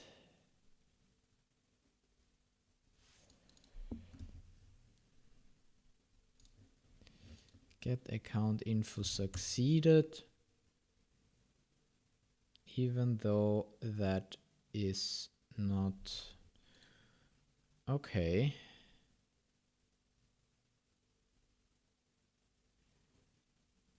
Let's see.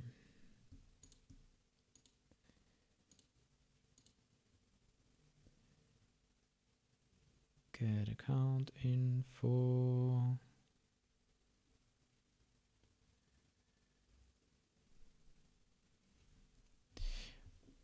I mean, we could do something. But that would really be not nice coding. That would be a hack.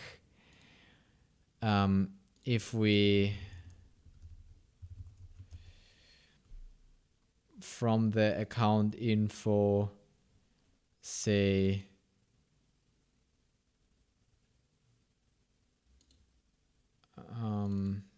it only exists if the account info owner is equal to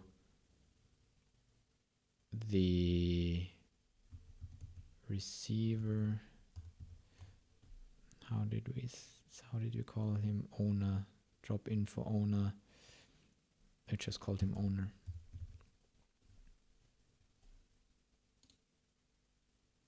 So if that is the same person.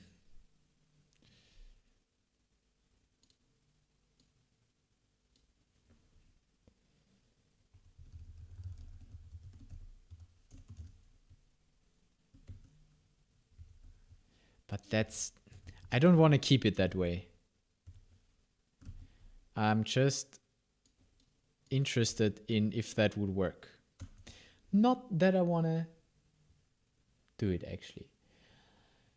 Wow, so many people watching again. Woo ho ho, and so many messages. Hello Andy, love your work and the videos help us a lot. That's good to hear. Hello. Send you a friend request on Discord and send you a message. Send me a DM when you're free. Yes, I will get back to you once I'm done with this. You're so chill and fun. Thank you. I mean, I interpret that as fun. Yeah, I want you to invoke the create mint instruction function from the TS code and explain its functionality if time permits. Okay, if time permits and we fixed all of that shit, then we can do that. Okay, fine. Object is possibly null.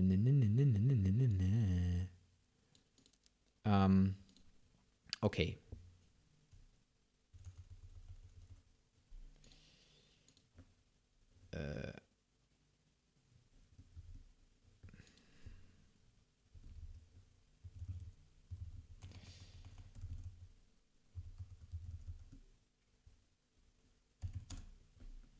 Fuck off. Then we check if there is an owner. I mean, that alone would already probably be enough. I can leave that out, right? So I could even just do this. Except I need a boolean. How do I make that a boolean? By ending it with that. Okay, fine. Stupid shit code. We're creating stupid shit code here. That, oh shit, still? Object is possibly null. Didn't I just say, motherfucker, that I check? Don't you understand shortcuts, bitch? Oh, that's what you're complaining about, not the one behind. Okay, sorry. Okay. That's also not null. God damn it. Stop complaining. There we go. There you go. Now it's working. Because get account info. Because get account info failed. Because probably with this shit, we should probably log the error. Can I? No. Let's log the error.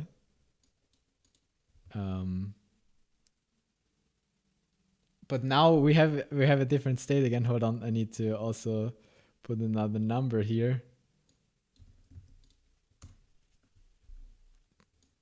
Because that's so stupid. Yep. So the error here is cannot read property owner of null. So I mean,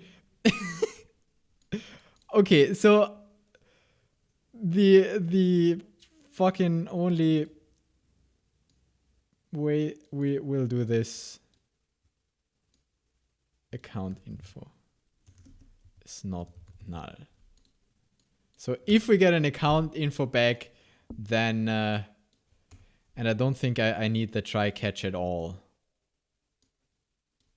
I don't think I need the try catch at all here. So it just say destination account exists is false, and if that account info is not null, probably that's what it's going to complain about again, then the thing exists. And since I don't try catch anymore, we can make that even better by making that a constant and saying, God damn it, it is just that. Okay, cool. If there is a way to develop a feature on a website project, you connect wallet and then an NFT from the project collection, and they click a button to gain points. With max points, you receive an airdrop. Is there a way to develop a feature? Yeah, sure. I mean, you just have to do it. And you have to think about how you go about doing that. You click a button to gain points. I mean, the button to gain points I would recommend to be something that does something on the blockchain as well, such they actually have to, you know, sign And you can write a program that, tracks the points for each user in an associated program account, like in a PDA. And then once they reach a limit, then you let them mint, or the program gives them a whitelist token or a mint token or some shit. So it is definitely possible. Is it based on smart contracts? It doesn't have to be. I would do it because, well, you can also just do it front end only and just say click is click. But then somehow the front end, well, if it's enough for you to connect a wallet and the wallet provider shows you the tokens, if that's enough security for you, then sure, why not? And then, but somehow you need to, from the points, allow them to mint. And if that's just done in front end, then a user who knows a little bit of front end dev, he will just bypass that. So I would recommend going through a program, because then you can be sure that it really just does what you want it to do. Anyhow, and can't be hacked that easily. Anyhow, the developing blockchain stuff is like programs is more difficult, so I can understand to just make a front-end solution. You do you. And we will get into how to program all the kind of shit, but first we want to understand how that stuff works. But anyhow, I think we are now at the point where this script is somewhat reliable in finding out if a token account exists, and if the token account doesn't exist. I don't like that name.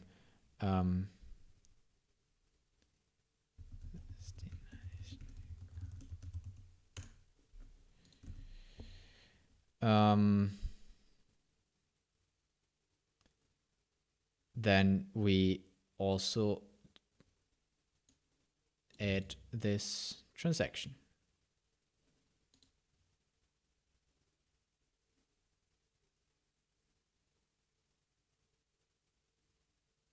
I mean, we can probably structure that a little bit better. We create the transaction at the very top. And then we add that after we created it. Why is the thing so weird? And then we do this after we found out what it's. So now it kind of fits together a bit better, and it rhymes. Right? And then we get the send from to. I need to learn how to properly structure strings, really. But also I can't be bothered. So yeah, that's where we at. And that's essentially it right now, right? We can send we can send a token, and we can loop over that now for all of them, right? So we just say for e b 0 to I smaller than all info length increase, and we send the token at that thing, and then we store the transaction ID in here, and then we also write the JSON again. This is done such that whenever I send a token and I get a transaction ID back, I save it in my file.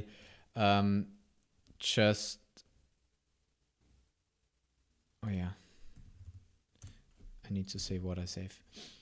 Then I save it again such that if my script fails, then I can just restart it and do something fancy like, if we did not receive a transaction ID before, only then do we do all of that. transaction ID at that element, of course. Right, and we can lock the transaction still. Yeah, let's run that for a bit. Two things that we want to do first. See how many tokens we have and see how much SOL we still have, and then execute the airdrop.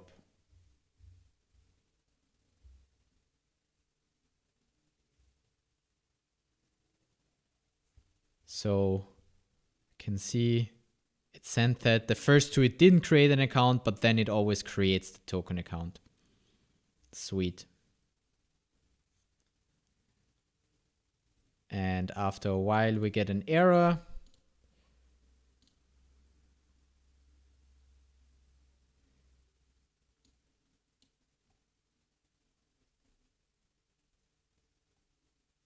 Are you still with me? Owner cannot sign.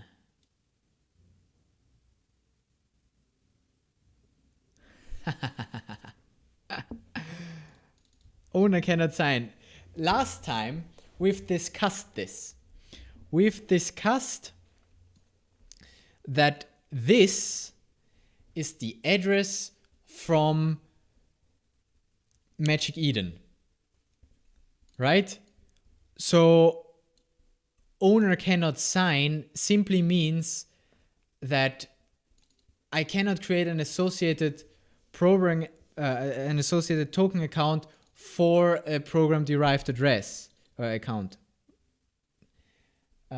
This is Magic Eden. Yeah, exactly. Did you pay attention last time, or do you know that by yourself? Yeah, it's Magic Eden. Good. Well paid attention. So did we already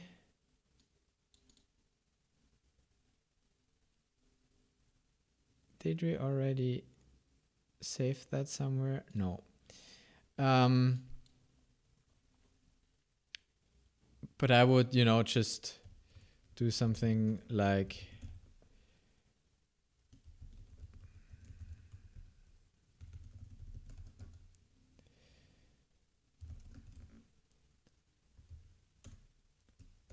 create myself a pub key for this, and then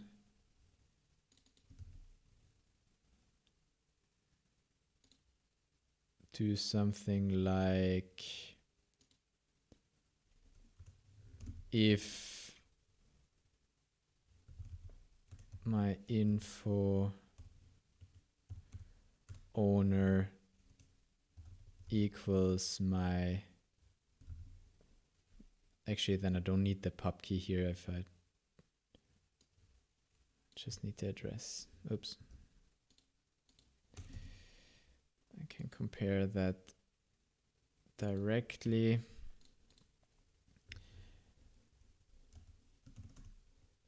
Then we just say console log skipping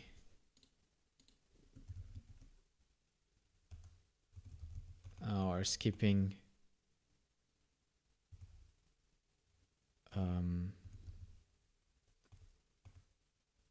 yeah,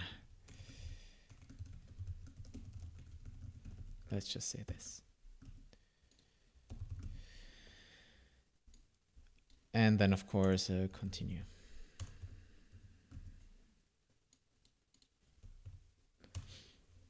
And then we do that again. Now it shouldn't go through the first ones, and it skips Magic Eden because the first ones already have the stored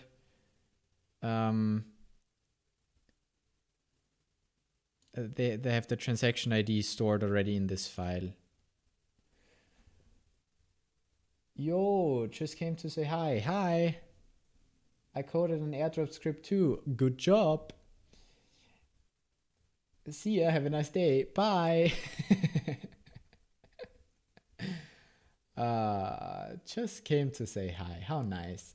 Did you at least leave me a like? Oh, we got another error. Cool. What's happening now?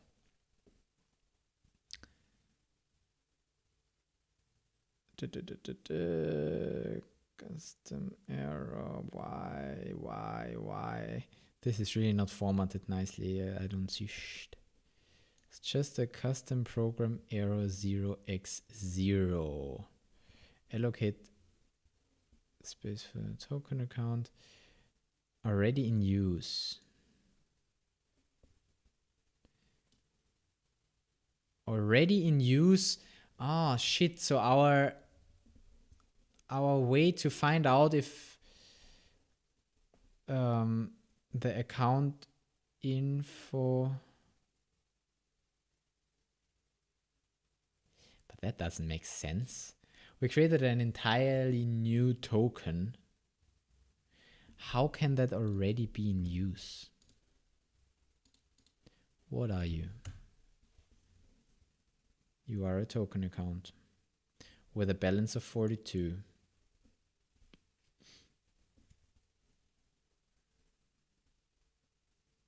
So the airdrop 2 here worked. The owner is 2B8. Let's quickly check our progress screen. Progress. So copy that. So the transaction is also here.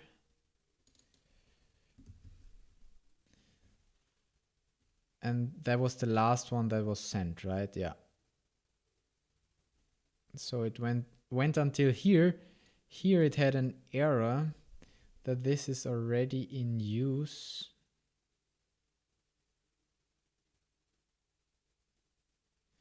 But I don't get it.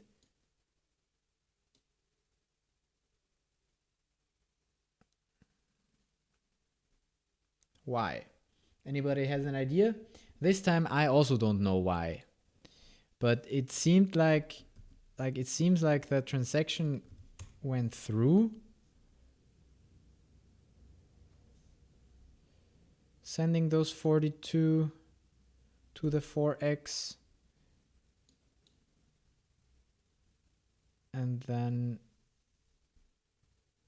here it says though account address already in use.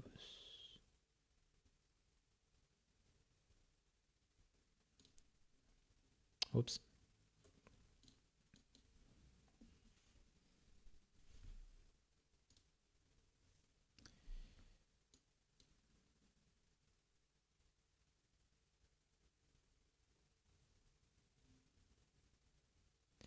Custom program error.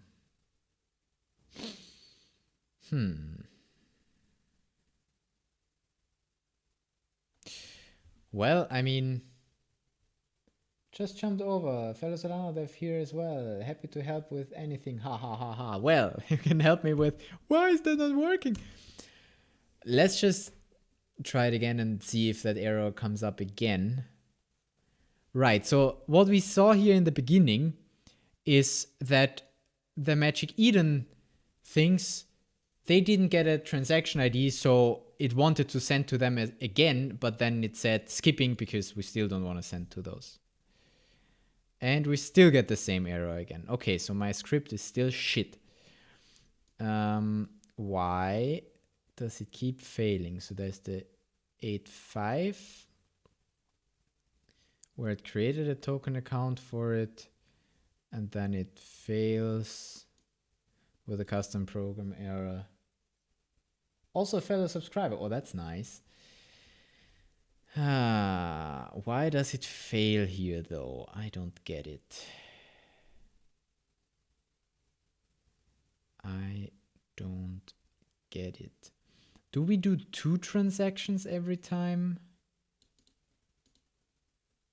I mean, we just do 1 transaction, right? We just sent this 1 transaction. here we get the account info, which is separate. Can I like get a one-liner context of what you're doing at the moment? Beyond the big picture of the airdrop? Sure. So we are currently at the send tokens part of the airdrop, where essentially we have a token, so the mint, and we have an owner to send to. And then for the owner, we find the associated token account. Wait. If I were to set that to true, then I could send it to Magic Eden. Fun fact, lol, I think. Anyhow, yeah, so we get the associated token account, and then we want to check if that token account actually exists. Wait, I'm not sure. Get associated token account. Maybe that does create it. Maybe that.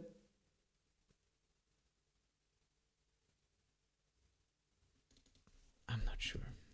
So yeah, we get the associated token accounts for source and destination. So the source is, my account. And then I find out if that destination account exists already by just getting the account info and checking if the account info is null. But that's probably not a good way to check that. Get or create if doesn't exist. Get associated just generates. Yeah, right? So this already generates. Okay, so... And then it only works because this is not fast enough to be confirmed that this still gets through or some shit. I don't know.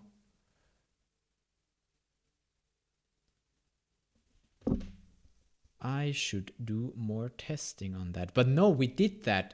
We did get associated token accounts and then...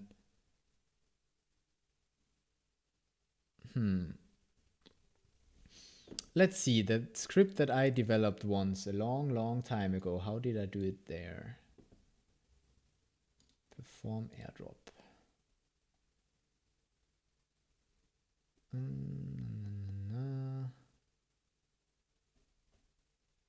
Send token. Send token. Get associated token address. That's the same thing that I used, yes. Okay.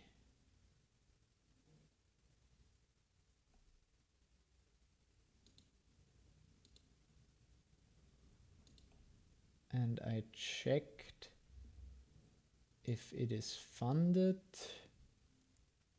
Sorry, this is very boring to look at for you. I could actually show you the code, like not like I have something to hide.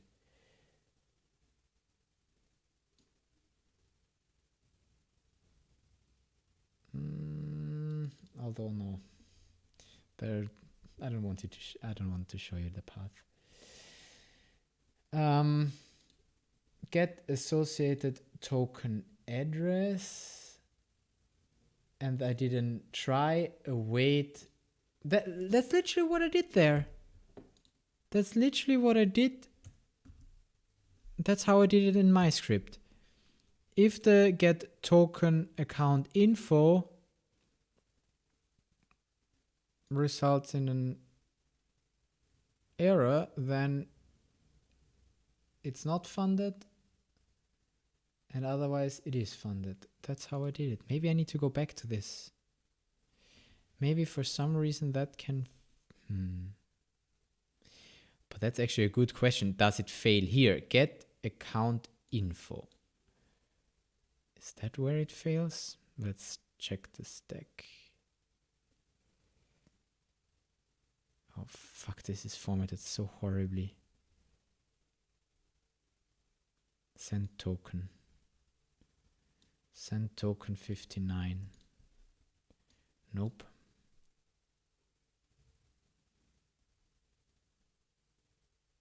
I mean, I messed around here now.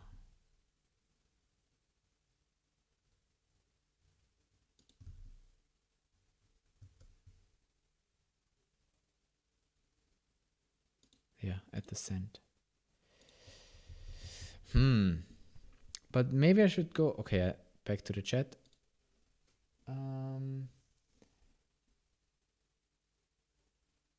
Generates as in just showing what address it is and not like actually creating it over the blockchain. Yes, it generates it as in just showing.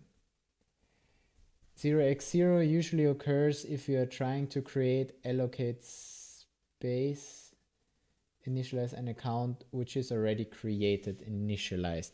Yeah, that's what we're doing. We are trying to, but then my question is, why is it already initialized? Wait. Hold on. I'm starting to understand a little bit, at least why I'm getting those errors. We are sending to here. Let's just quickly check. And we are sending to here because the owner is this guy. And this guy happens to be more times in my script.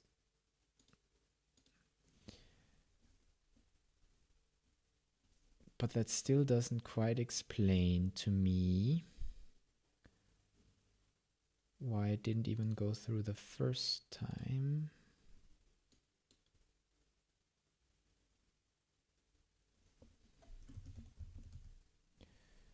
So the transaction ID, the last one that went through, is here with that owner.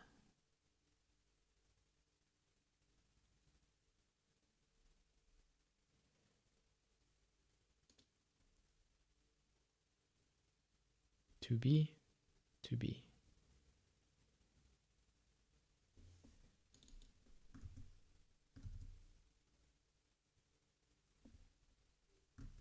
Okay, I'm just confused. Oh, is that oh, that's probably not the update. That's probably not the newest version. God damn it. I don't know why I can't let that refresh. Takes ID. And the last one that we now did was this one, and then the next one. Okay, that makes more sense. It's the 64. Because that 64, if we find that, is the second occurrence. Okay, now it makes more sense.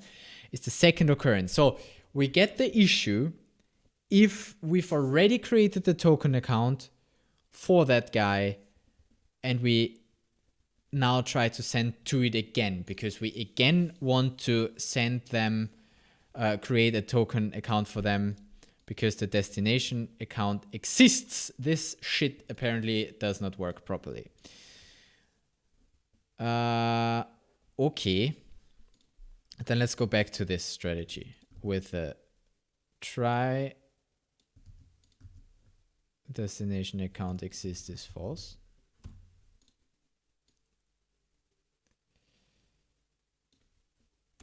Get account info for the destination.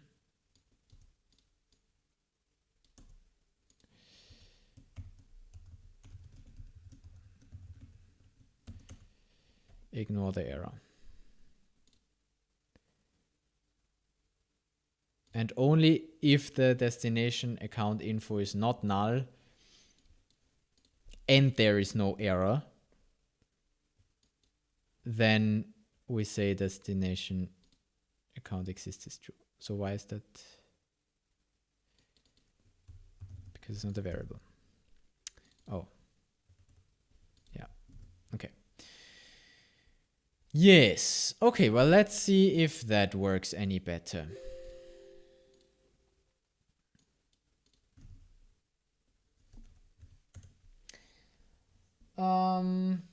You have a bunch of suggestions for me. That's nice.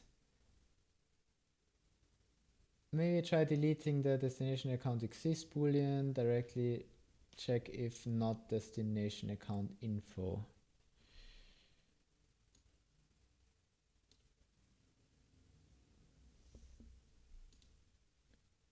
here. The Boolean flip of null could be the problem. I usually just do if not. So if not this, if not this. Yeah, you're right, because null is very specific in TypeScript, right? It can also be undefined or some other bullshit. So the not is probably better. You are right. You're right. I still have a Java brain. That might be better, yes.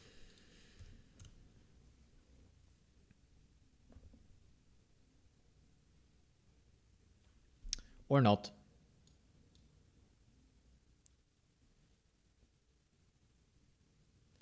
Still a 0x0. Because we're still trying to create a token account. Yeah, ladies and gentlemen, how interesting to watch me debug that shit. We're still trying to create that token account, even though that token account definitely already exists. So yeah, there is somehow an issue with my finding out if that already exists. Token account exists is false, and destination token account exists. Wait a second. Do I have a logic error here? It doesn't exist. But if we go here, then it exists. No, that should be fine, right? So now you gotta remove the other bang. You have 2 exclamations now on line 34 and 41. Oh, right. Wait, this. Okay. I might. Do I have a logic error? If it doesn't exist, then I create one. Okay. That logic I'm okay with. But my default is it doesn't exist. Only if I can get the account and the account. Oh, yeah. And not the account. Then it exists. Oh, that's stupid. But maybe that works.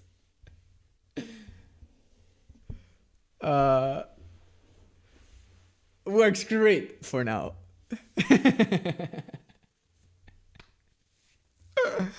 How do you make a Boolean check? If not. This is writing ugly code. Oh no, but it's also not functional code. God damn it. It's not yet 10. I can still scream around. 0x0. What am I doing wrong?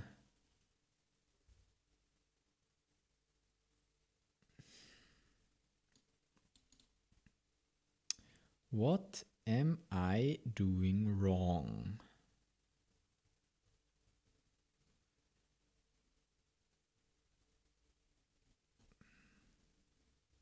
Let's stay with 1.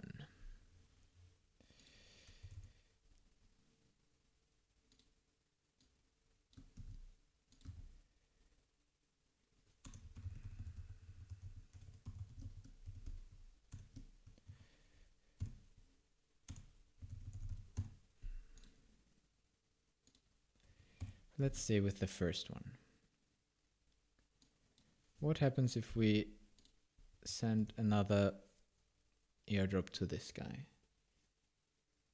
Suggestions would be like to remove the Boolean variables and just have account info variable. Well, but does that make any difference really? Because it works for that guy. I can send them as many airdrops as I want. I think my error just comes into play when I just created a token account and I don't think I have a logic error. I think that this thing might not be able to get me the get account info like soon enough before I already send it to someone new again. You get what I mean? So I don't think I have a logic error in my program. I think that works fine. I mean, it doesn't work, but the logic works fine.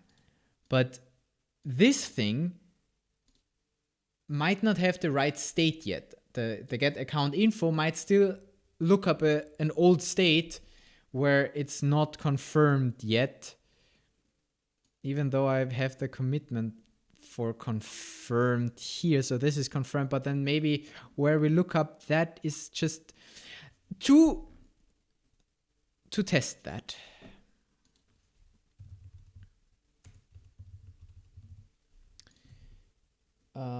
With all due respect, the logic if condition is flipping lol. No. If the logic was flipping, then I couldn't send a single token.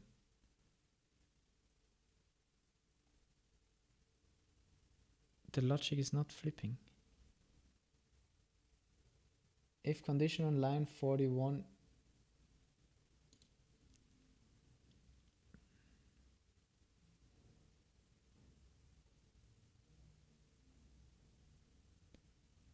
So what you want me to have here is this, right? So let's do it without the boolean. If not destination account. That's what you want, right? I fucking bet you that that's also not gonna make a fucking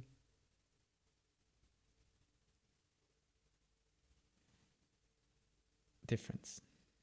I bet you this is not gonna make a difference. It makes the code simpler and smaller, but it's not gonna make a difference. And if it does make a difference, then fuck you for being smarter than me. Okay, fuck you for being smarter than me. Fine. Fine. I might give you that.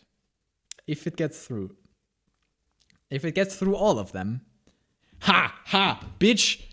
Still probably the same exact fucking error, except not really, because...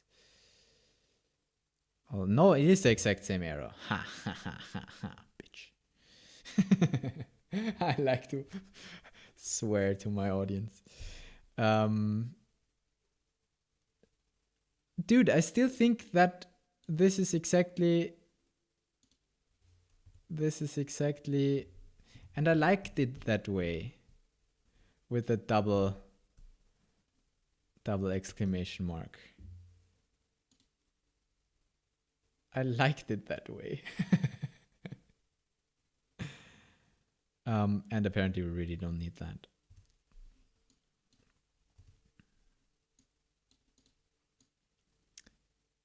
But we can do it.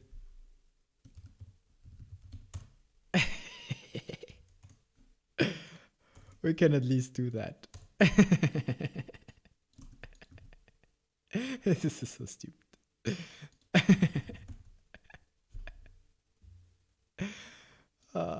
This is so stupid.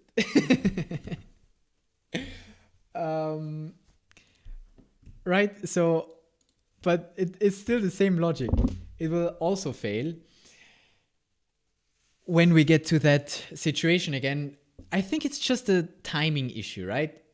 If the get account info doesn't get the newest state because we just created it in the previous transaction, for instance, right? Because let's have a look at it. The one that is failing, nope. The one that is failing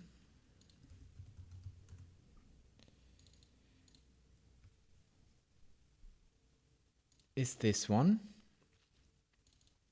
where the owner is CRM. And that CRM was also the owner, well, 3 transactions ago. So 1, right? So there's 1. Wait, no, but this one doesn't have a transaction. Okay, because it's Magic Eden. So we don't count that. 1, 2, yeah, just 1 transaction between, right? So the account was created in this transaction, then there was another transaction, and then for the next transaction, we still didn't receive the newest state, I think. So, I mean, I bet with you that if we just did something like, I don't know how that's done. No, just wait in TypeScript. I don't know. I don't even know how to Google. The promise with set. Yeah, that thing. If we just wait even, I don't know, half a second. If we wait half a second between drops, which we should probably do anyway because we're rate limited on that API, then I bet with you I don't get that error anymore. It will take longer, but I think we now won't get that error anymore.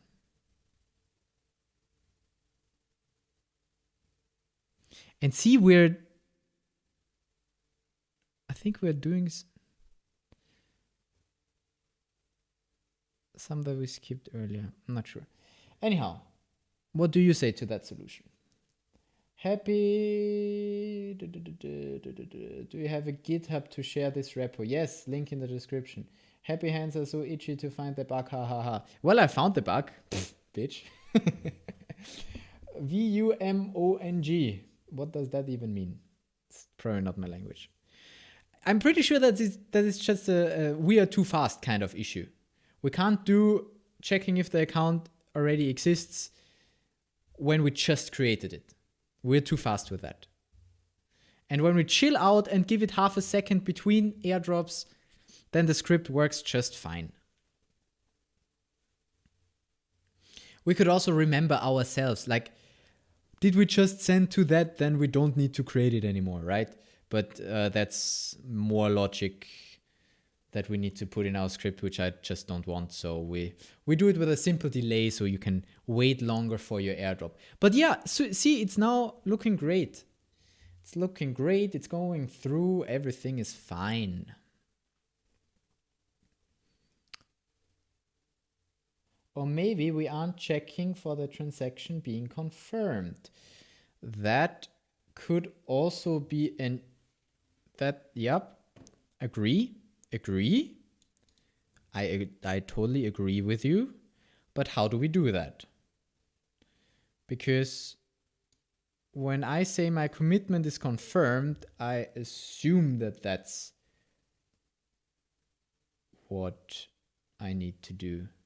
Or do you mean at the account, when querying the account? Do you mean here? Get account info from the connection that we provide this one a different commitment, you think?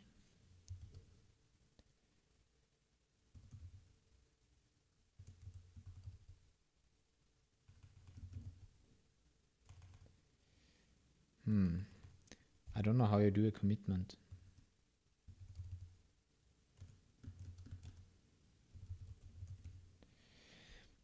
But it's not a transaction, is it? Oops. So this is just querying. I don't know. Do you mean that?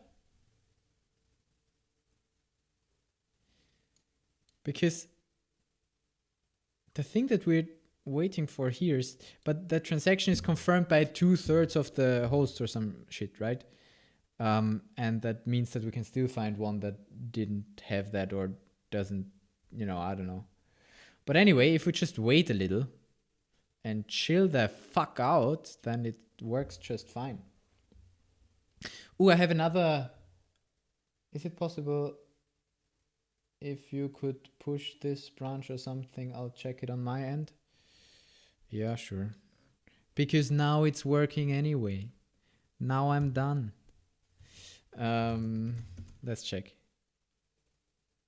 I mean, you could have, renamed that, but apparently not smart enough for that.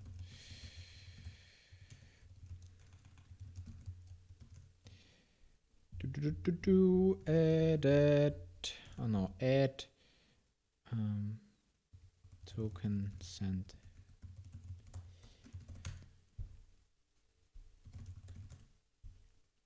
And it's gone. First link, second link, I don't know, any link in the description, you'll find it. You can check it out and see if you find the bug. If there is a bug, I mean, for me, it works like this quite well. I have another question though, if you're already here and know shit.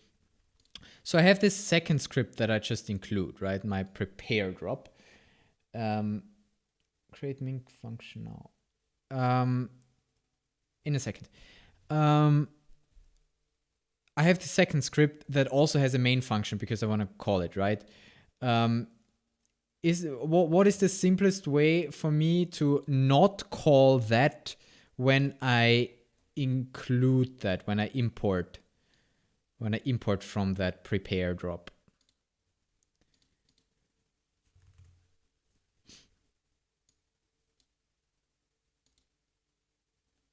Because I don't want to run that part. I mean, I could just Google that. Thanks a ton. Checking it on my side right away. I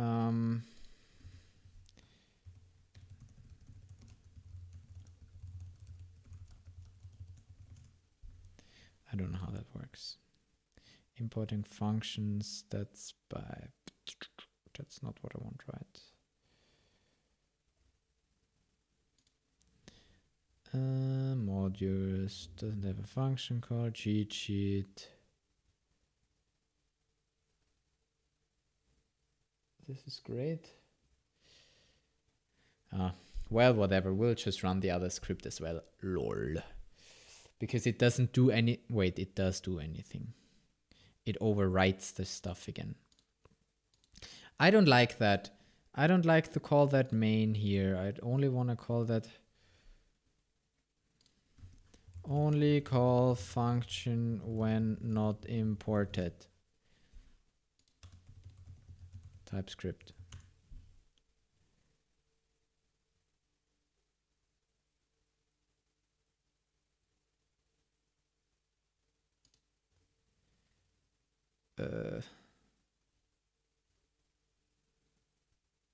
Fuck me. I don't know what I'm even looking for. That's my problem. I don't know how TypeScript works.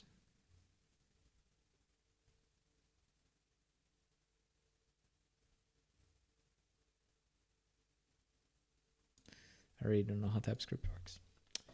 Sucks for me. It's basically making a function exportable and make another file as an only for your own purpose. You have to export this function from export. You have to export this function from export. So do export function name and then use in the other file by importing. Yeah, that's what I do. I mean, I export my functions here that I want to export. Those are the things that I want to export, right? But then there's the thing that I don't want to export. Do I need to put them in another file then? So those, I mean, they're just functions. They just lie here. My problem is that I call them main here. And I want to essentially do that just if it was called by the program. Like just if I call it like this, do I want that main to call? And not when something is imported from here. Do you get what I mean?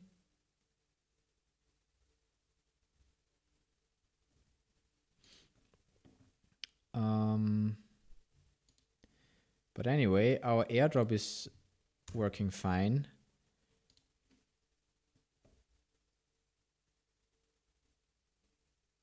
The ones you want to not run when importing. Lol, I think so. You think you get what I mean? See, so far that has cost us 0.25 sol, which is not nothing. And we ran out of token accounts. We ran out of... Actually, what happens when we run out of tokens? Oh, it fails. And it fails.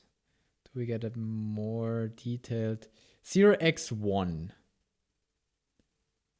The first error. But that's not very verbose, is it? We'll get to the mint in a second. Program library, token.js. There must be an error somewhere, right? I also check the Rust. Token. Program. Source. Errors.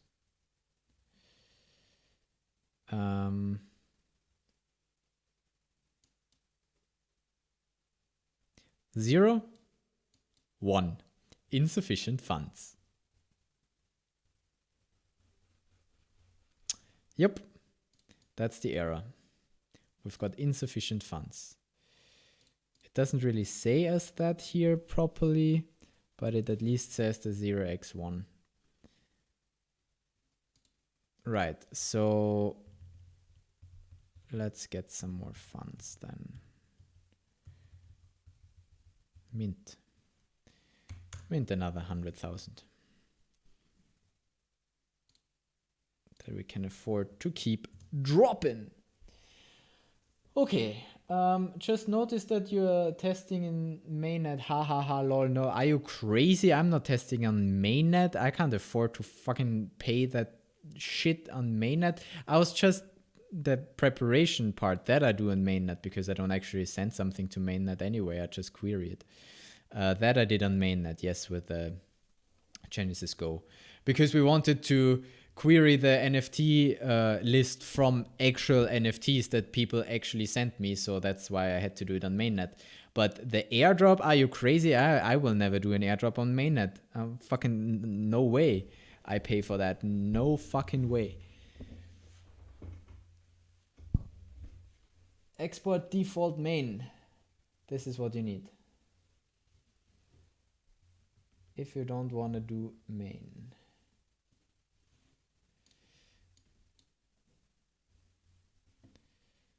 Okay. Okay.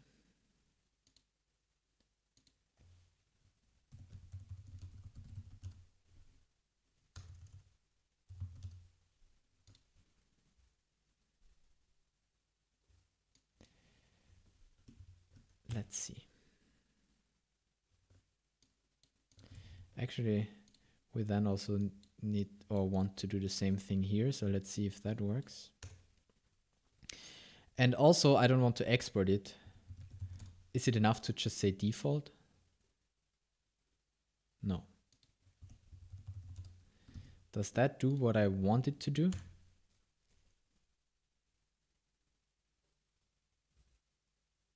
No. Because it still doesn't start it.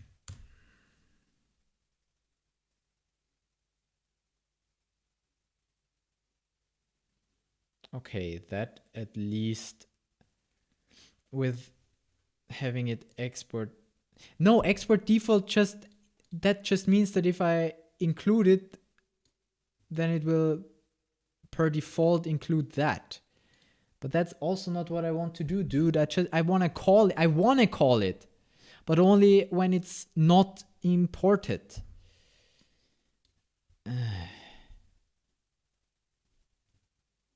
I want to keep it like that. I don't want to export it, but I want to call that function. Because otherwise it doesn't execute, right? I want it to be executed when it's called like that, but not when it's imported. Get what I mean?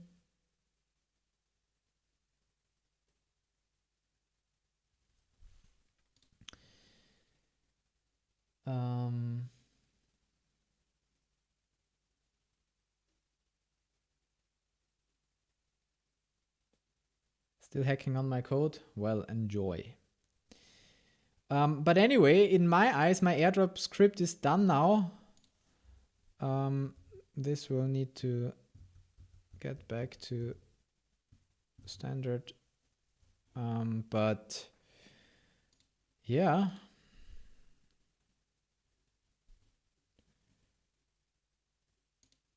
Maybe something like use mainnet.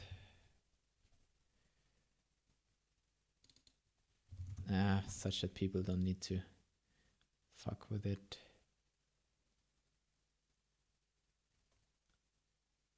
We say, actually I should use environmental variables. That would be really nice for that script as well. But anyway.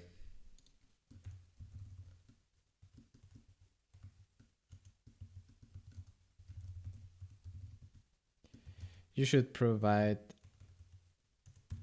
oh come on, you should provide your own RPC anyway. But nah. Correct, but don't want to write main at the end. So you just want to call the script and you want whatever.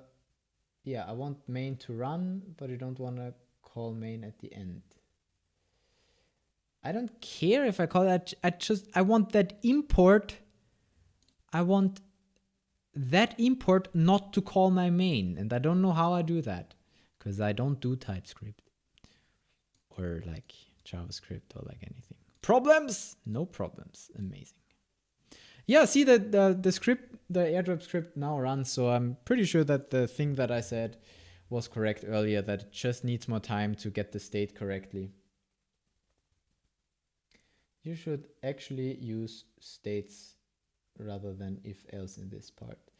Well, you know what? Write your own fucking script. Make a pull request. I don't care. You should use your own fucking RPC endpoint link. Yeah.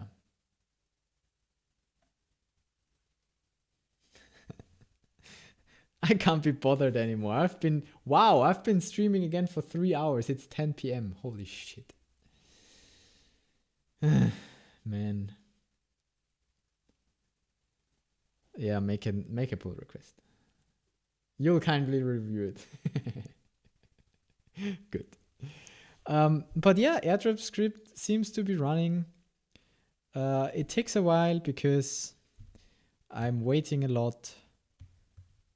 And we see our balance decreasing, which is exactly the reason why we don't do airdrop scripts. We don't. But hey, we learned something by developing it. We developed a nice airdrop script, which consists of 2 files. No. Fuck. Fuck balls shit. Why? Why?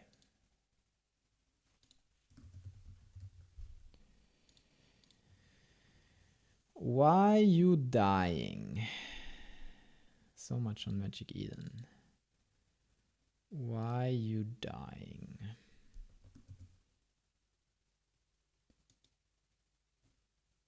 Probably the same thing again. Maybe I just didn't wait long enough. Whatever. I'm good with my script. Create mint, please. Yeah, dude. See, now it's working. You just need to rerun the script a bunch of times. It doesn't matter. Very simple and straightforward. Hello, Felipe. What do you want for the create mint? Why do you want me to discuss that? Because, like, do you have a concrete question? Because it really is not that hard. You create a new token with that. That's all you do. But okay, let's discuss, because upon request we do all the things that my people want me to do. My people. Let's make a new file.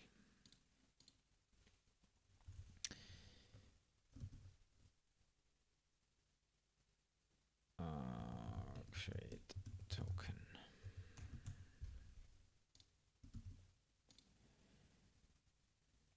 So we steal that and that, although anchor we probably don't need, but who knows. I don't know anything about programming at all, but I found your channel and I want to become a blockchain dev. Can you give some advice? Well, learn programming. I mean, if you don't know any coding at all, starting with blockchain dev is ambitious, but you know, can be done. If you want to check it out, I'll send you a link. Using Web3 TS. I did it in TypeScript too. What I did, I worked on a burner and breeder of one NFT. Yeah, so anyway, back to the create mint. Let's go through that slowly.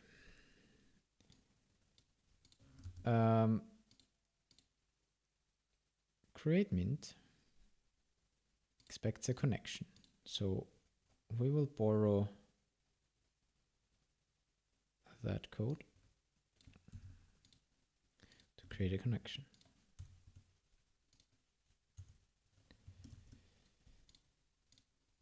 Then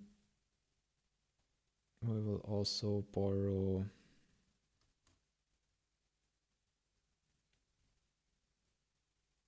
that's already here, cool.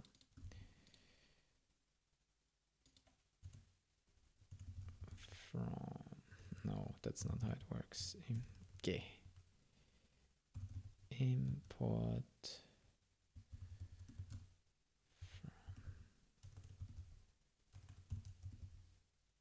come on.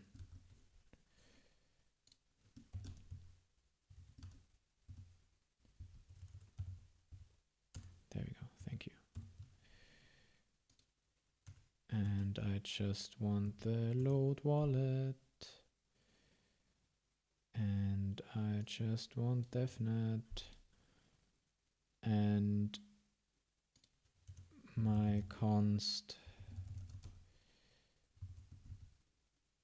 load wallet from that we should also put somewhere else, lol. Yeah, we should totally put that somewhere else. But anyway, you get the idea.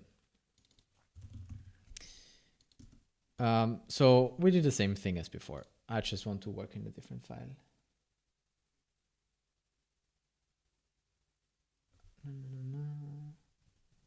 Add you on GitHub. Okay.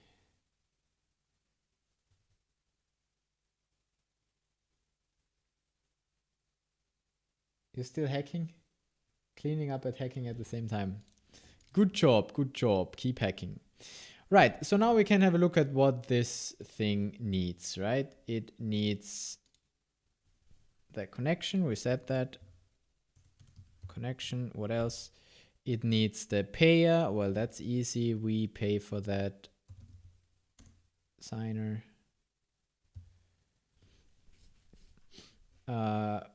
It needs a mint authority. Well, let's say we want to be the authority. And then it needs a freeze authority. Well, let's say we want to be the freeze authority. Then it needs decimals. Well, that's anything from 0 to, I don't know, 255. I don't know about the maxes. Could figure that out. Let's make an NFT, so let's say 0. And program ID is the SPL token program. Boom. And we need that to be async. There is a nice way to do something like that, but I never know how that works.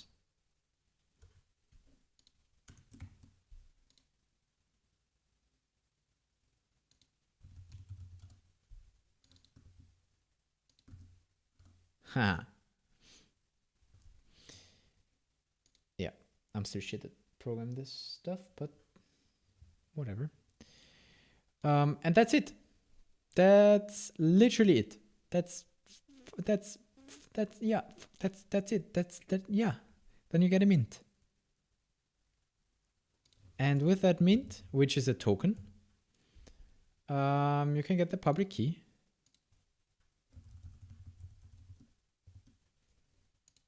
And wow, did we go through the script? Did we drop them all?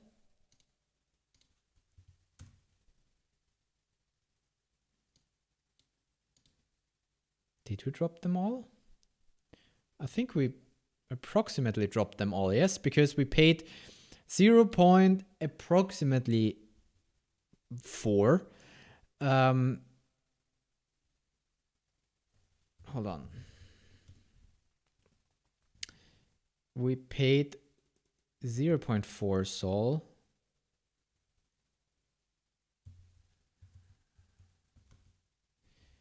So we only paid for 200 accounts.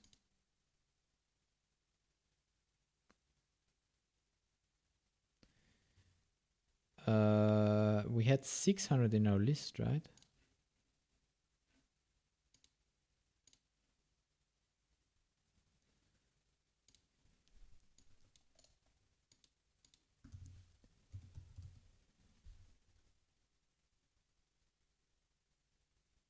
All right.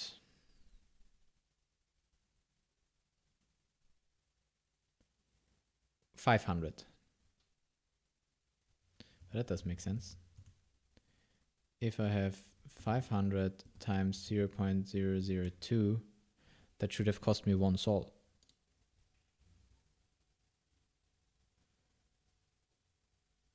How am I still so rich?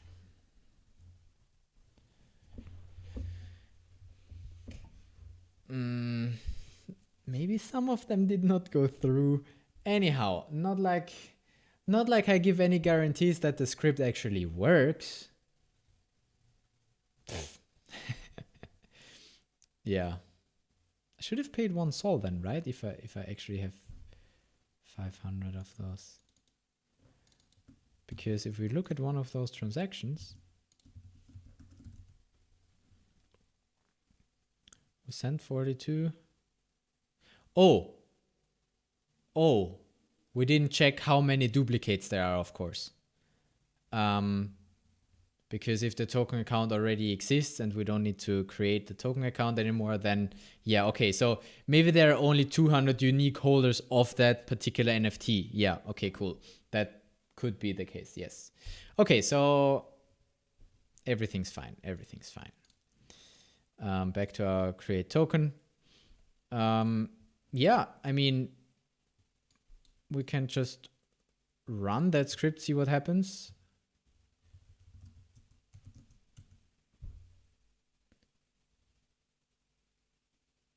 Did we not console log this? Did we not save this?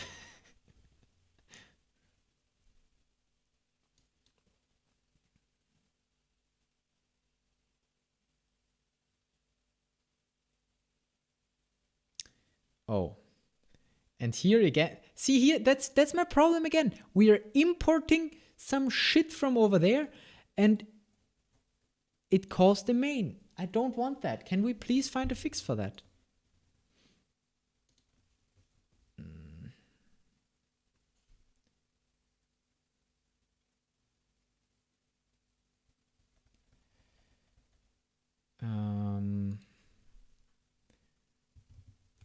Call a function only if it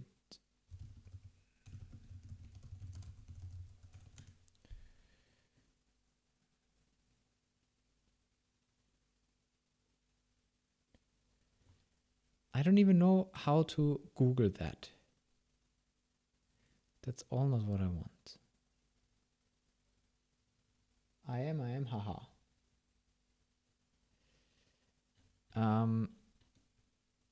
Are you trying to find a solution to that particular thing?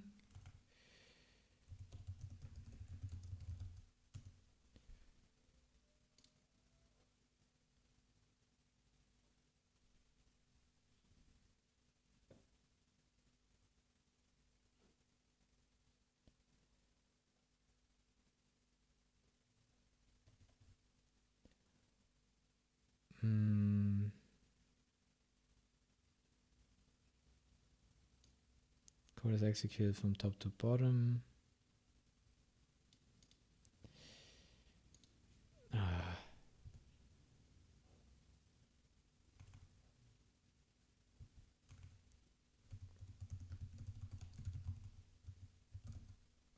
TypeScript analog to main.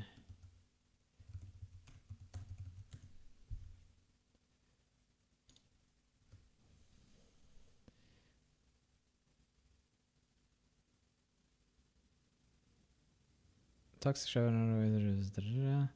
when a file is run directly from node, require main is set in its module. That's fucking genius. If require more than main. Okay.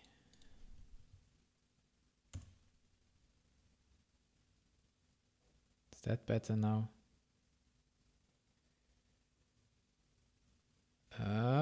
Yes. Except we need to also do it here.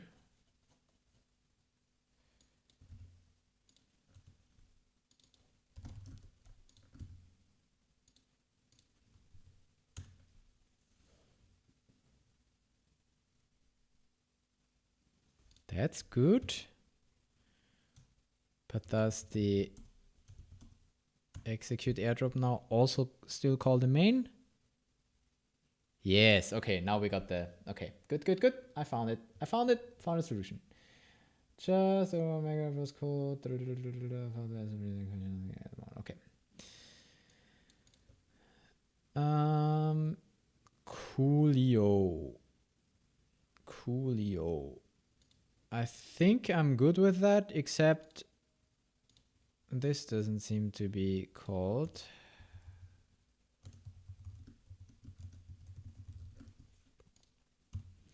Let's see.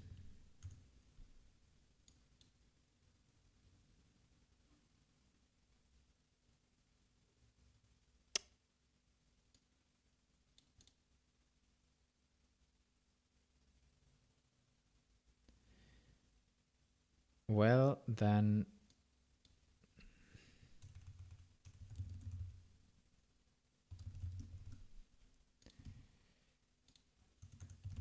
Let's also do that.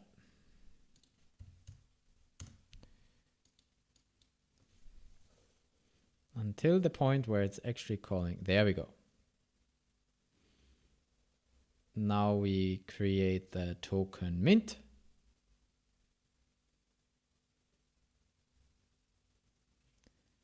This is taking longer than expected. There we go. And this is also, I'm getting tired. I'm not paying attention to what I do anymore. We created another token. You can see my balance went down 0.02 or some shit.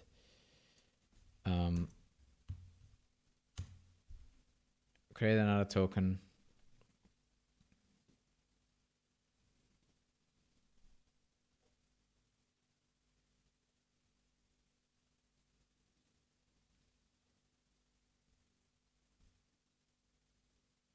Message retracted. All right. Create another token, J8B. Check that out. Undefined. This should be a token. It is a token. There's a total supply of nothing. But what we can do, SPL Token, create an account for this thing. And then look at that, SPL Token mint. We can just mint tokens.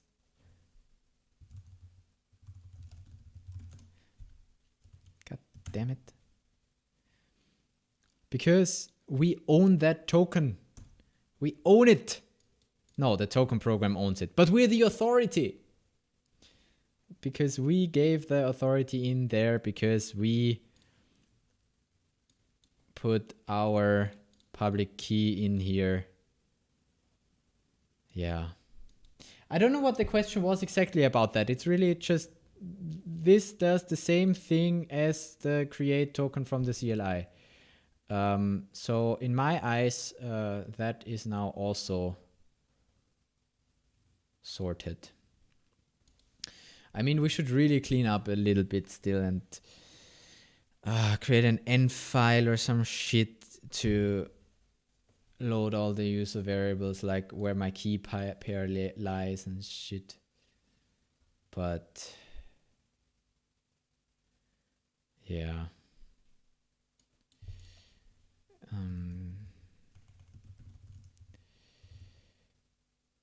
Git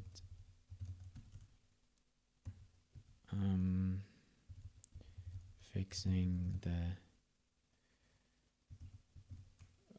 or will only start main on node call. Yeah, I think that I will call it a day for now. We've been in... Oh, I thought env is on the way as well. Nice.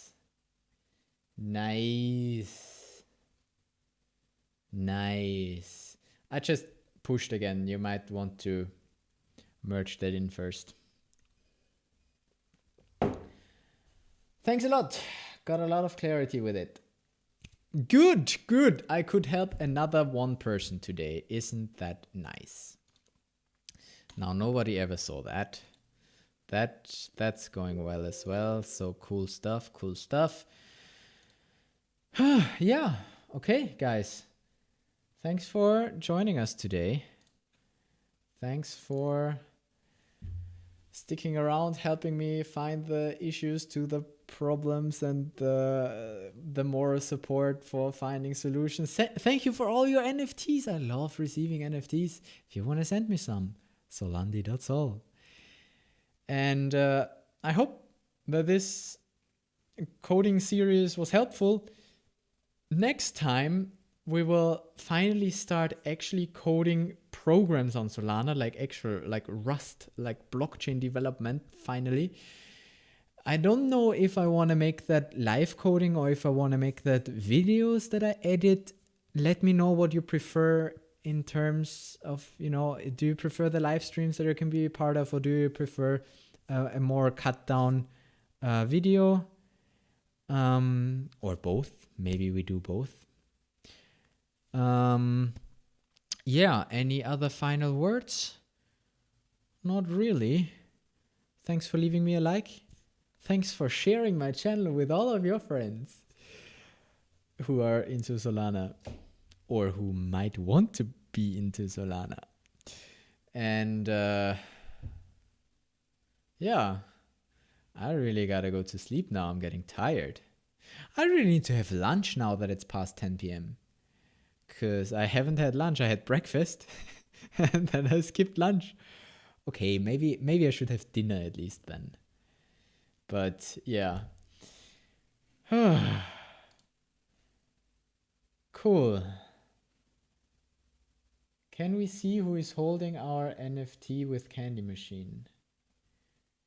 Yes. Give me a Candy Machine ID. I can look it up. Or you do it yourself by calling Candy Machine get some stuff.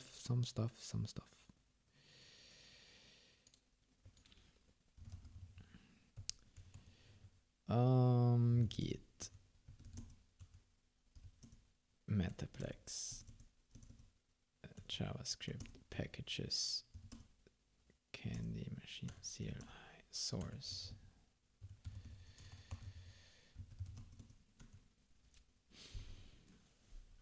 By calling oh wait, I don't show you the screen anymore.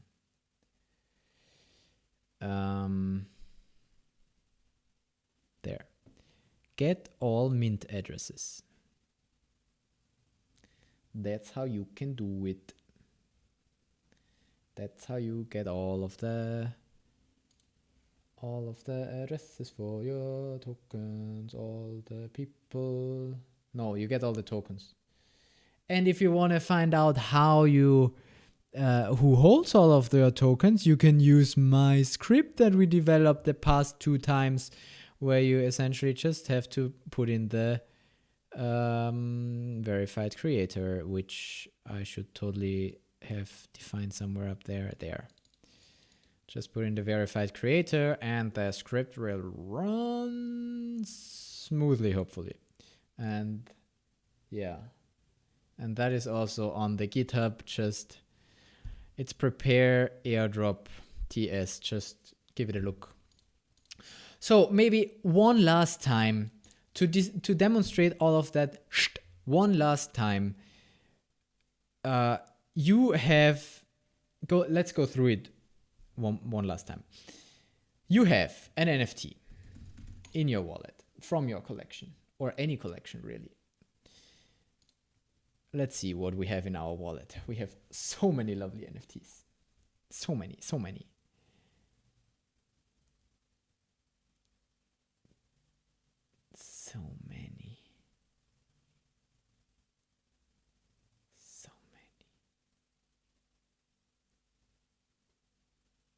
Cool stuff. Let's say, I don't know. That's the newest, I think. This cat. I have already 3 of them. This is cool. So you have this cat. You check it out. And you check the verified creator address. You copy that. So the first one. The first one which the Candy Machine put in there. First one in the creator list. Then you go to my script, you plug in that address here, or in the end file that is being developed right now by Sandeep? Sandeep, what a nice name. And then you save that. And then you delete that. And then you call, fuck off.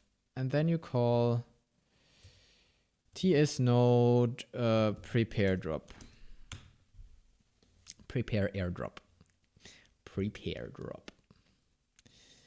And then you wait a shit ton of time because that call is taking a while.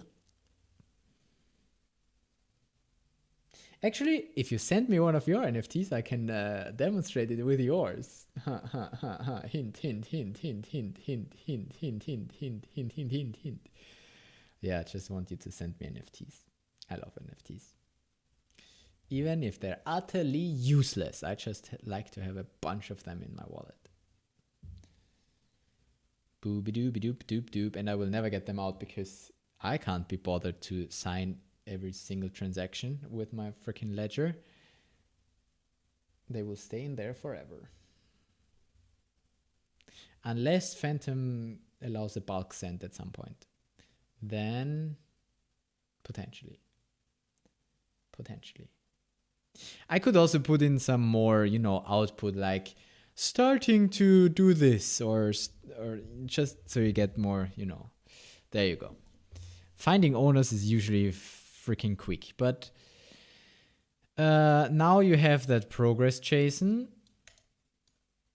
which, fun fact, now contains the correct length name. And then you have all of the NFTs in there, right? You have your names, you know what the token ID is, the metadata account.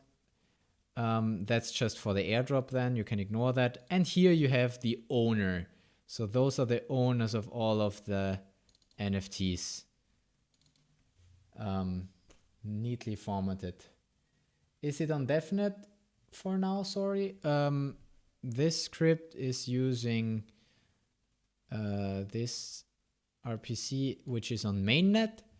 The execute airdrop I just ran on DevNet because I'm not running an airdrop on mainnet. I'm not fucking nuts. I know how to do it and I've done it before for people, but I'm not doing it myself with my money because I ain't stupid. Or, sorry, I ain't rich. That's the main issue here. Okay. But with that being said, ladies and gentlemen, thank you for watching. And I shall see you in the next episode of Andy's coding some shit while you watch. Yeah, thanks for joining. I enjoy having you here. It's much more fun than coding alone, even though coding alone is less stressful. Yeah, you are welcome. And also thank you for creating a pull request and making the script a little better and doing an end file with all the such that my my file paths are not hard coded in there anymore. Yeah. Okay, cool. I think with 3 hours 23 we can leave it. Thanks for giving me all that sweet watch time. And yeah, thanks and have a good night. Till next time. Bye bye.